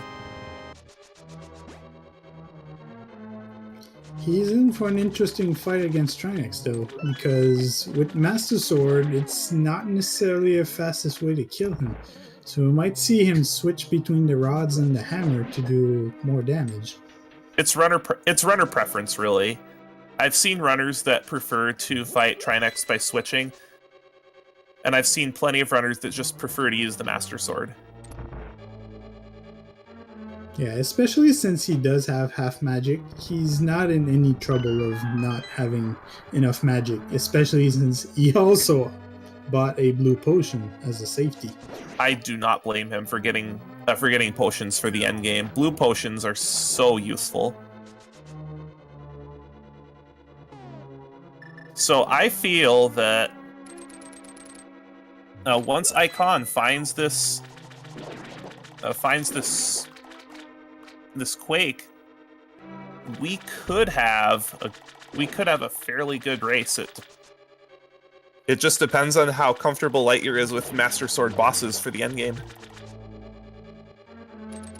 Yep, and since Ganon's Tower does have a good chance to have a sword in it, we could still see a tempered on his part.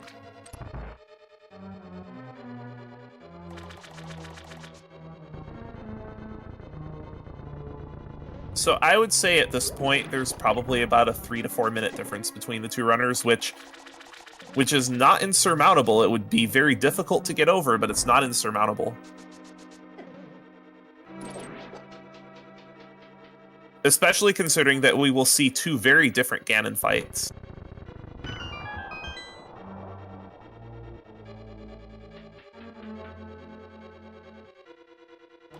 And given how LiteYear has been playing so far, I'm betting he will look on what's on the laser bridge with his magic cape, just to see if it maybe can have a sword, or maybe even silvers there.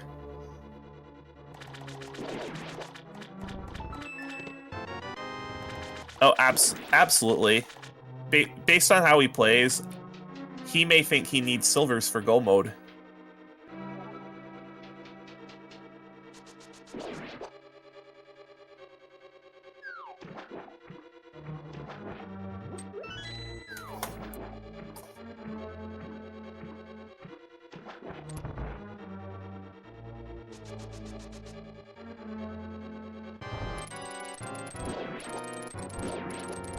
So Icawn about to start his Argus fight, and LiteYear is at the lava room in Turtle Rock.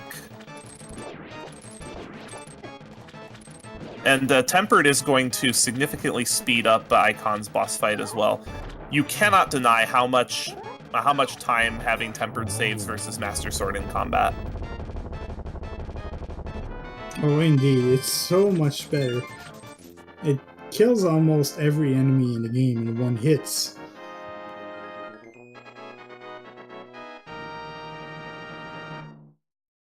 And LiteYear just found Bombos buried in Turtle Rock.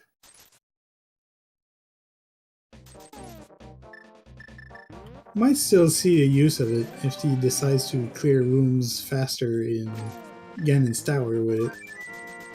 I say faster, but it's really preferences on the player. If you're confident in your gauntlet, and especially if you have half magic, Fire Rod is much faster for clearing the rooms in the gauntlet. But I've seen a lot of newer players, and even just people who just aren't confident with their Fire Rod shots on Stalfos using Bombos for gauntlet. I know when I was first starting out, I loved using Bombos on the gauntlet just because it made those rooms consistent. Those rooms can be extremely trolly. Yeah, especially the later ones with the ice physics. If one of those enemies goes into far away from you and just like diagonal, you just don't want to deal with them sometimes and just bombos your way through. We have a Mimic Cave check from a LiteYear. Wouldn't it be something if the silver arrows were here?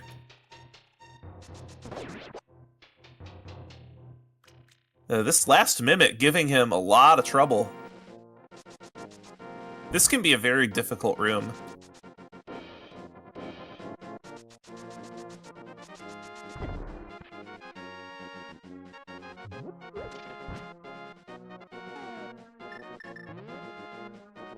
LiteYear taking that last Mimic down. And we have in Mimic Cave just some triple boom. No silvers for him. But he will certainly check Laser Room.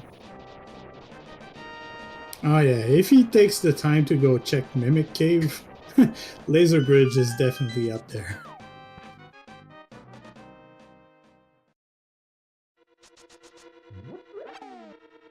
So now we have both runners in the same dungeon. One has tempered, the other has half magic. So these two runners could very easily end up getting synced up by Ganon just because of the difference in combat between a tempered and master sword. So by all means, it's still a close race. Especially since Ganon Tower can troll, and if they make a bad gamble in there on which route they decide to take, it might spell out LiteYear being behind.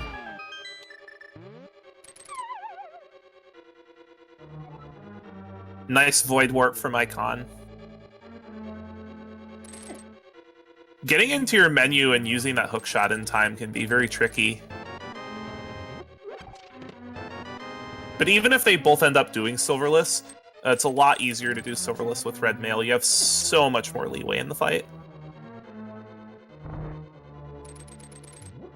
And LiteYear is in the Laser Room. And we have Lord Banana in the Laser Room.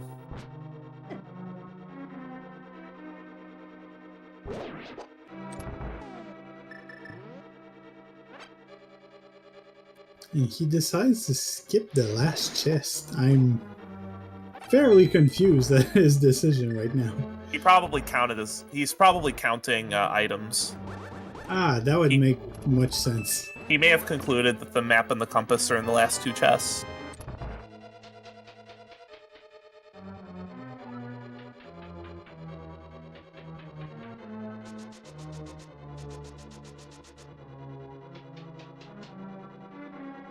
Yep, and that menu check just gave us the right information. And LiteYear is going with Master Sword strats, which is very, very safe with half magic. If you don't have half magic, this can take your entire magic bar to take them out. He has one head down, but he's a little low on magic. He does have that blue potion, but I'm sure he's trying to save that for the Ganon fight if possible.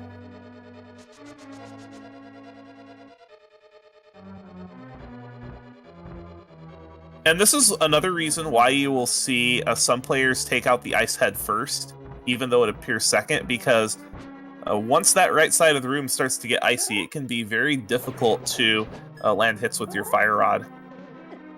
Oh, definitely. And going for that side, though, it means you have to deal with more shenanigans from the right side, since you have to fire the ice rod at a head that goes faster, and it's a bit more trickier than the fire rod.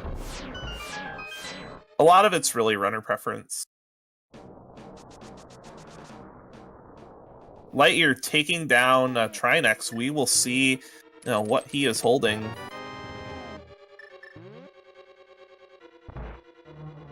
Just a burrito. So LiteYear is the first to get all 7 crystals.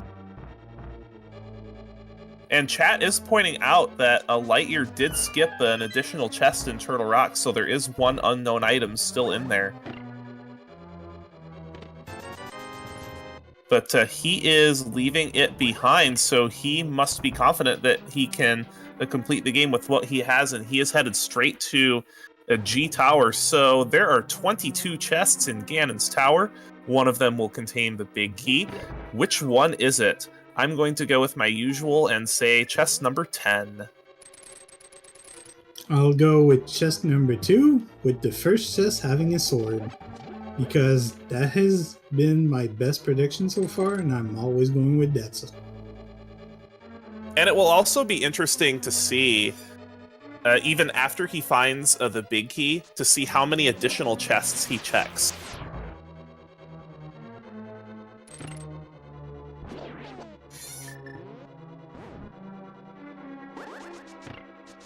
Chest number 1, small key. Number 2 has the Cane of Brian, and he's going right side.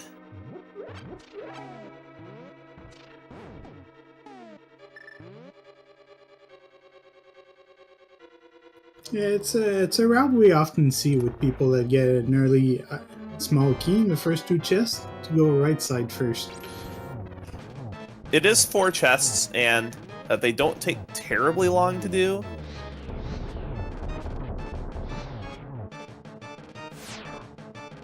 The real gamble now is going to Armos 2 early. I've seen several runners do that, and it's made a difference in races. Icawn finishing up with Trinex Phase 1 with his Tempered Sword. So a routing difference in Ganon's Tower and just overall combat could make a difference. There's these 4 chests. Was that a sword upgrade? Yes, it was. I'm sure LiteYear is thrilled to see that. Yeah, that will make a very good difference in the Ganon fight.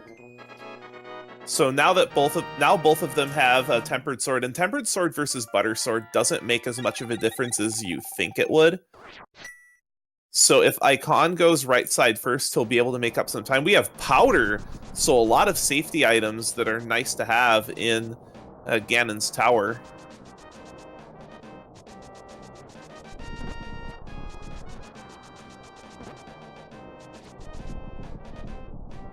So we're about to head to the Stalfos room for our next 4 chests. This is still anybody's race.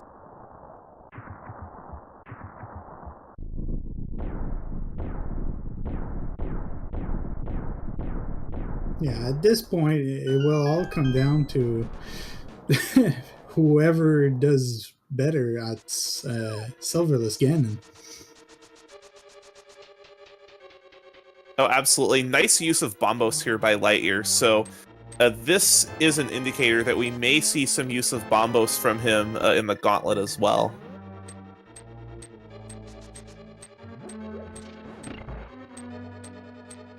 Still no big key, still no silvers. And Icawn is going right side first, so he will not gain any time from his right side play as well, but he will get a Butter Sword. It will make going up Ganon's Tower and the first 2 phases of Ganon a bit faster, but not a very good upgrade this far in the game. Not as much as Tempered versus Master Sword. Butter Sword versus Tempered Sword is not nearly as much of a time difference, but it will definitely make the end of this race interesting. Still no big key. There's Icawn's Butter Sword.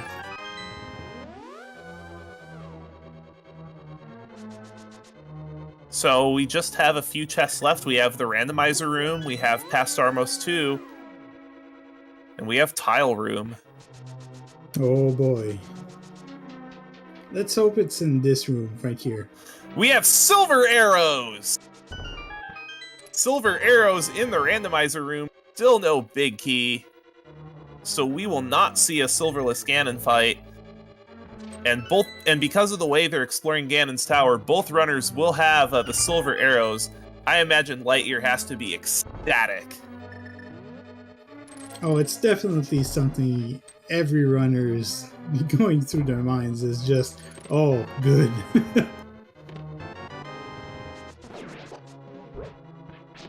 So once we find this big key, we'll be able to see exactly how much of an advantage LiteYear has. But you still can't discount the difference of Tempered Sword versus Butter Sword, especially for some of the bosses. Because it will cut the work in half for the first half of the Ganon fight. Does not have Bob Chest. So we have a 25% chance of it being in Tile Room. Stumbled a little bit on the last Armos, but good Armos 2 from him. And big key in the Armos room. So this is definitely advantage LiteYear, but it's not over yet. If Icawn has a faster Agatu, faster Gauntlet, we could see simultaneous Ganon fights.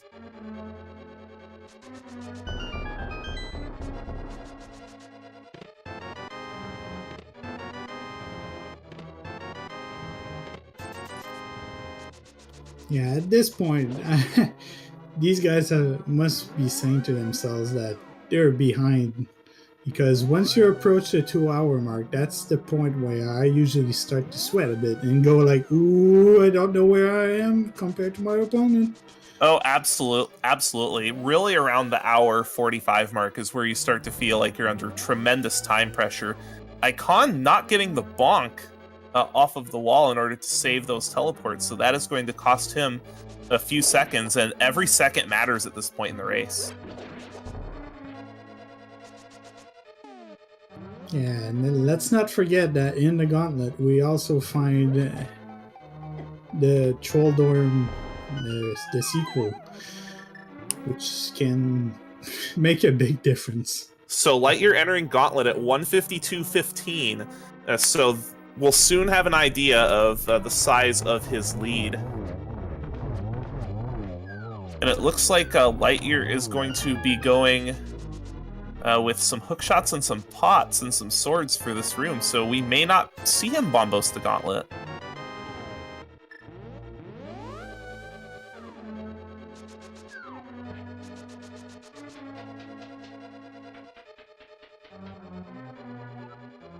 Icawn finding his big key.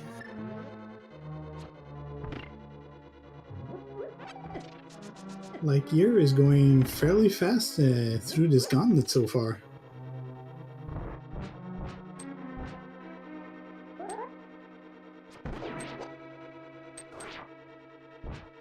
And he has his silver arrows out. We will see how skilled he is with these silvers on these land molas. 1, 2, 3, beautiful fight.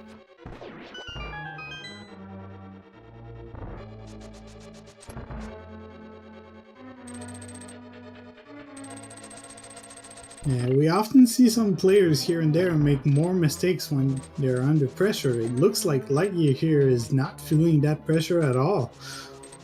He's playing better under pressure.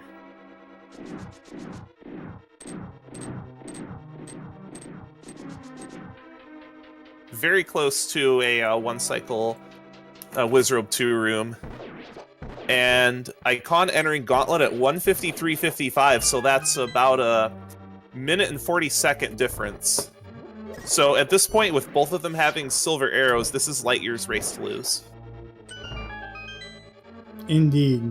Falling into the pit to Ganon would put them pretty much neck and neck.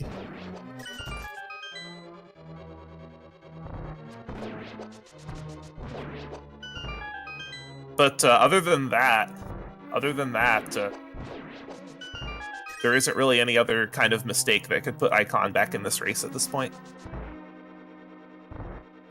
Well, there is Troll Dorm, but let's not talk about him. It would take multiple falls from LiteYear to even this race back up. It is a little bit closer than 140 though, just because of the difference between a tempered sword and butter sword Ganon. True. But I would only equate that to about a 25 to 30 second difference.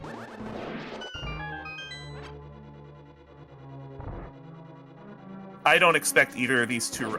Oh, interesting. LiteYear does decide to validate and is rewarded big 20. He needed quite a good reward for beating Trolldorn like that. I mean, he's gone through the most difficult boss in the game.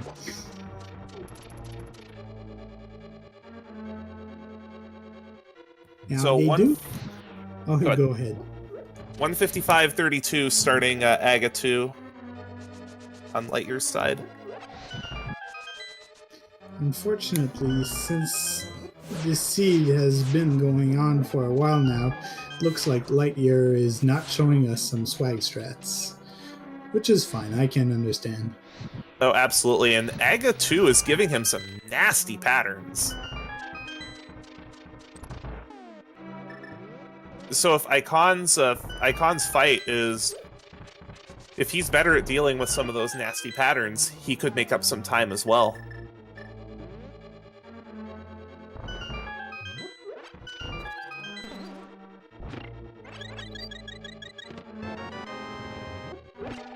Icawn going for the fairies on this floor, and he is checking that last chest. I wonder what he hoped to find there. I don't think there's anything he could really find. He already has everything he needs. Maybe another bottle? Possibly.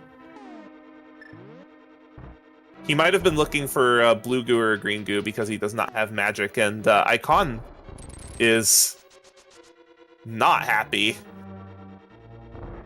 Completely disrespecting the validation chest. Now, I can understand and disrespecting when you know your opponent's already done, but...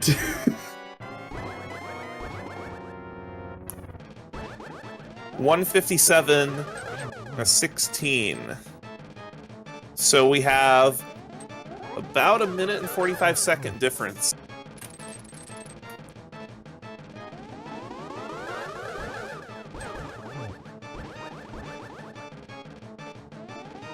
And I'm glad to see LiteYear being able to execute under pressure.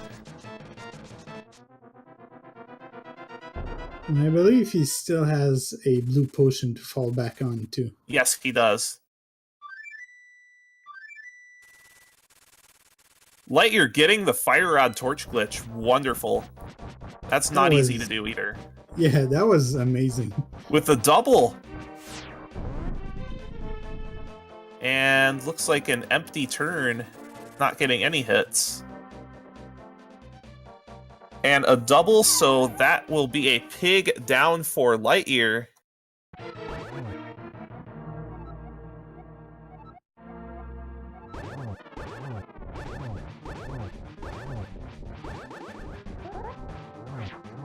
And we do have a dot done in IRC. LiteYear does win this race with an official SRL time of 1 hour, 58 minutes, 32 seconds, and even a game agrees with him. GG. Well done.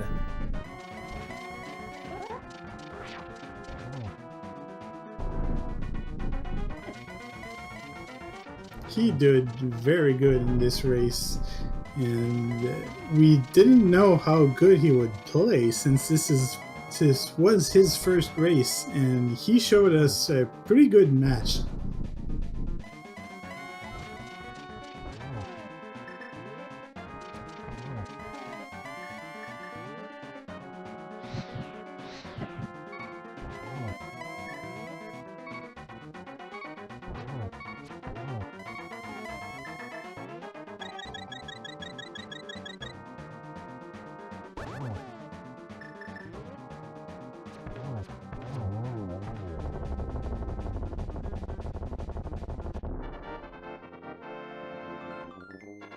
Icawn gets a double here just before the torches go out, and he's about to be finished himself.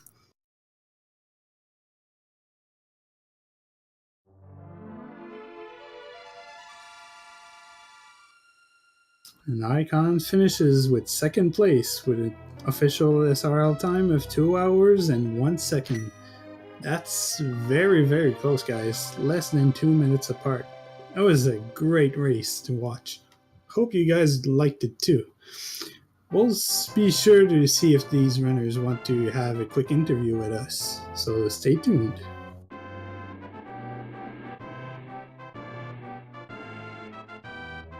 In the meantime, I have to say, do not forget to follow these runners and our tracker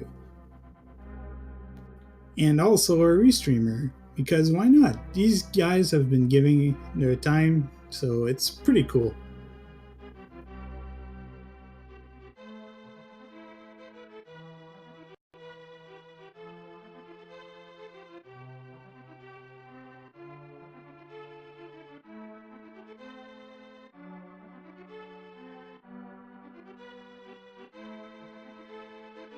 LiteYear and Icawn, greetings. The two of you put on a fantastic show.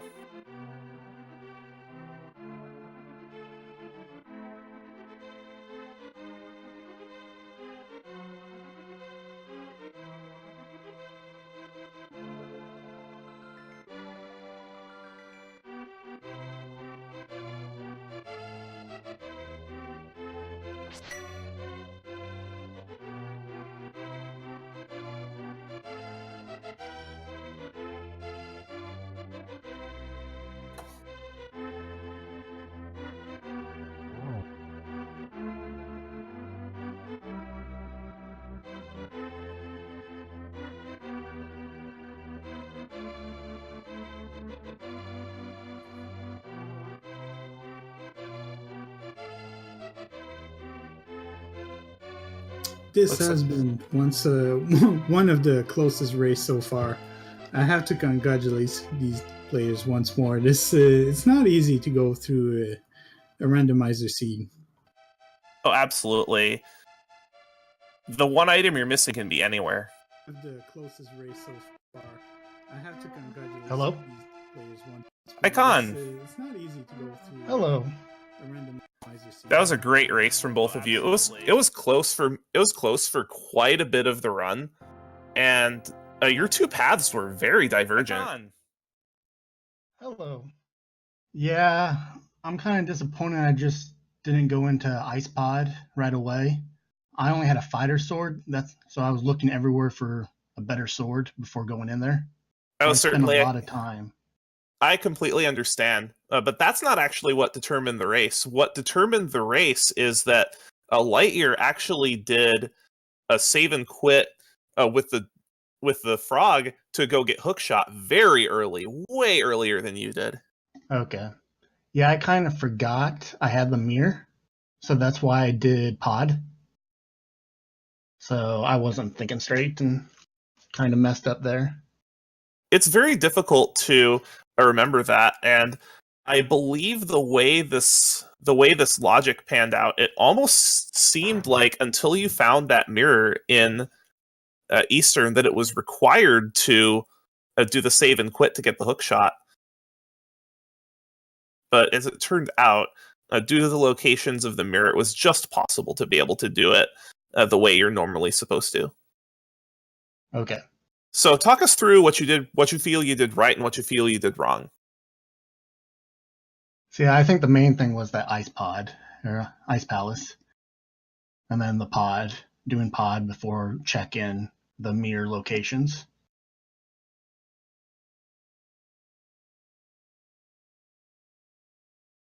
Ice Palace is one of those places that is usually pretty low value, and it can get people. Yeah, and then I went into pod and only got the cape. And then I went to get the sword right away. That was a great play to get that sword immediately. Having that extra sword upgrade speeds up combat so much. You actually went into Ganon's Tower after your opponent, but it would be very interesting because he only had Master Sword going in, and you had a Tempered Sword, which did make a difference in your climb, just not enough of one to get you a victory. Did he do right side first? Like yes, I did? both of you did. Okay. I debated on going to the left side, but I didn't. I felt like I was behind, so that's why I gambled on right side. The way Ganon's towers tend to work now is most players actually go right side first if they get an early key. Yeah, I keep on hearing people say that, but at least for me, I've only had it over there once. So that's why, in my experience, I always go left side. Did missing silver arrows impact your decision to go right at all? No. Because if I had only Master Sword, maybe. But since I had Temper Sword, I was fine with doing silverless. Yeah, it's an entire different beast to go through Ganon with Tempered or Master Sword, depending if you have silvers or not. Yes. So this race, this loss puts you to 2-1 in your group.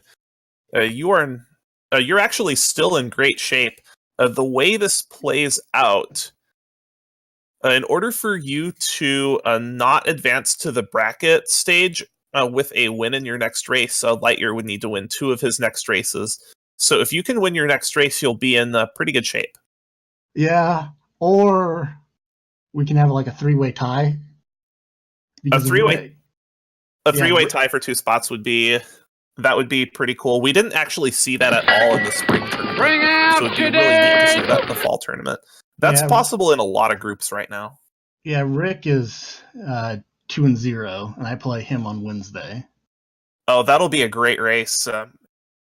What do you feel that you need to improve before you take on Adirondack Rick? He is a very strong player. Yes, so I was very hoping I would win this one. So I would at least go in 3-0. So if I lost, I'd still be comfortable. But I think I didn't have the greatest pathing, I believe. Like, I went from Skullwoods to Catfish. I should have just saved and quit, because there's other places I could have checked with more items faster. So I need to work on my routing. I need to watch this race again and just work on my routing, I think. It can be difficult. Routing is not an exact science in ALTTP Rando. Correct, yeah. It just depends on if you make the gamble and you are correct or not, pretty much. So do you have anything else you want to say before we call it for this race and put this race in the books? I thought LiteYear was coming in. He was, but it looks like he did change his mind. I think he had some trouble with his microphones. Okay. I would just like to say good game to him, and thank you guys for commentary.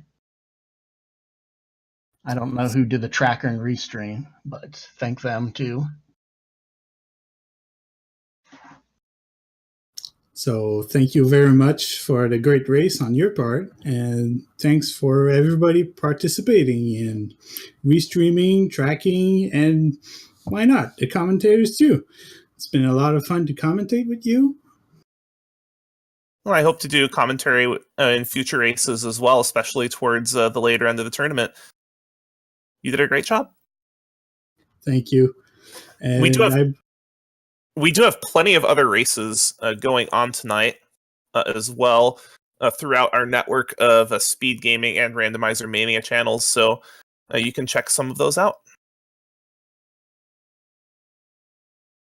We do have another race coming up in 45 minutes. I'll just locate our schedule to see exactly what races we have going on, because we do have a couple of exciting ones. We have Blue Green Mikey versus Infinite Fluff in about 45 minutes right on this channel. So if you want to see another exciting race, stay tuned.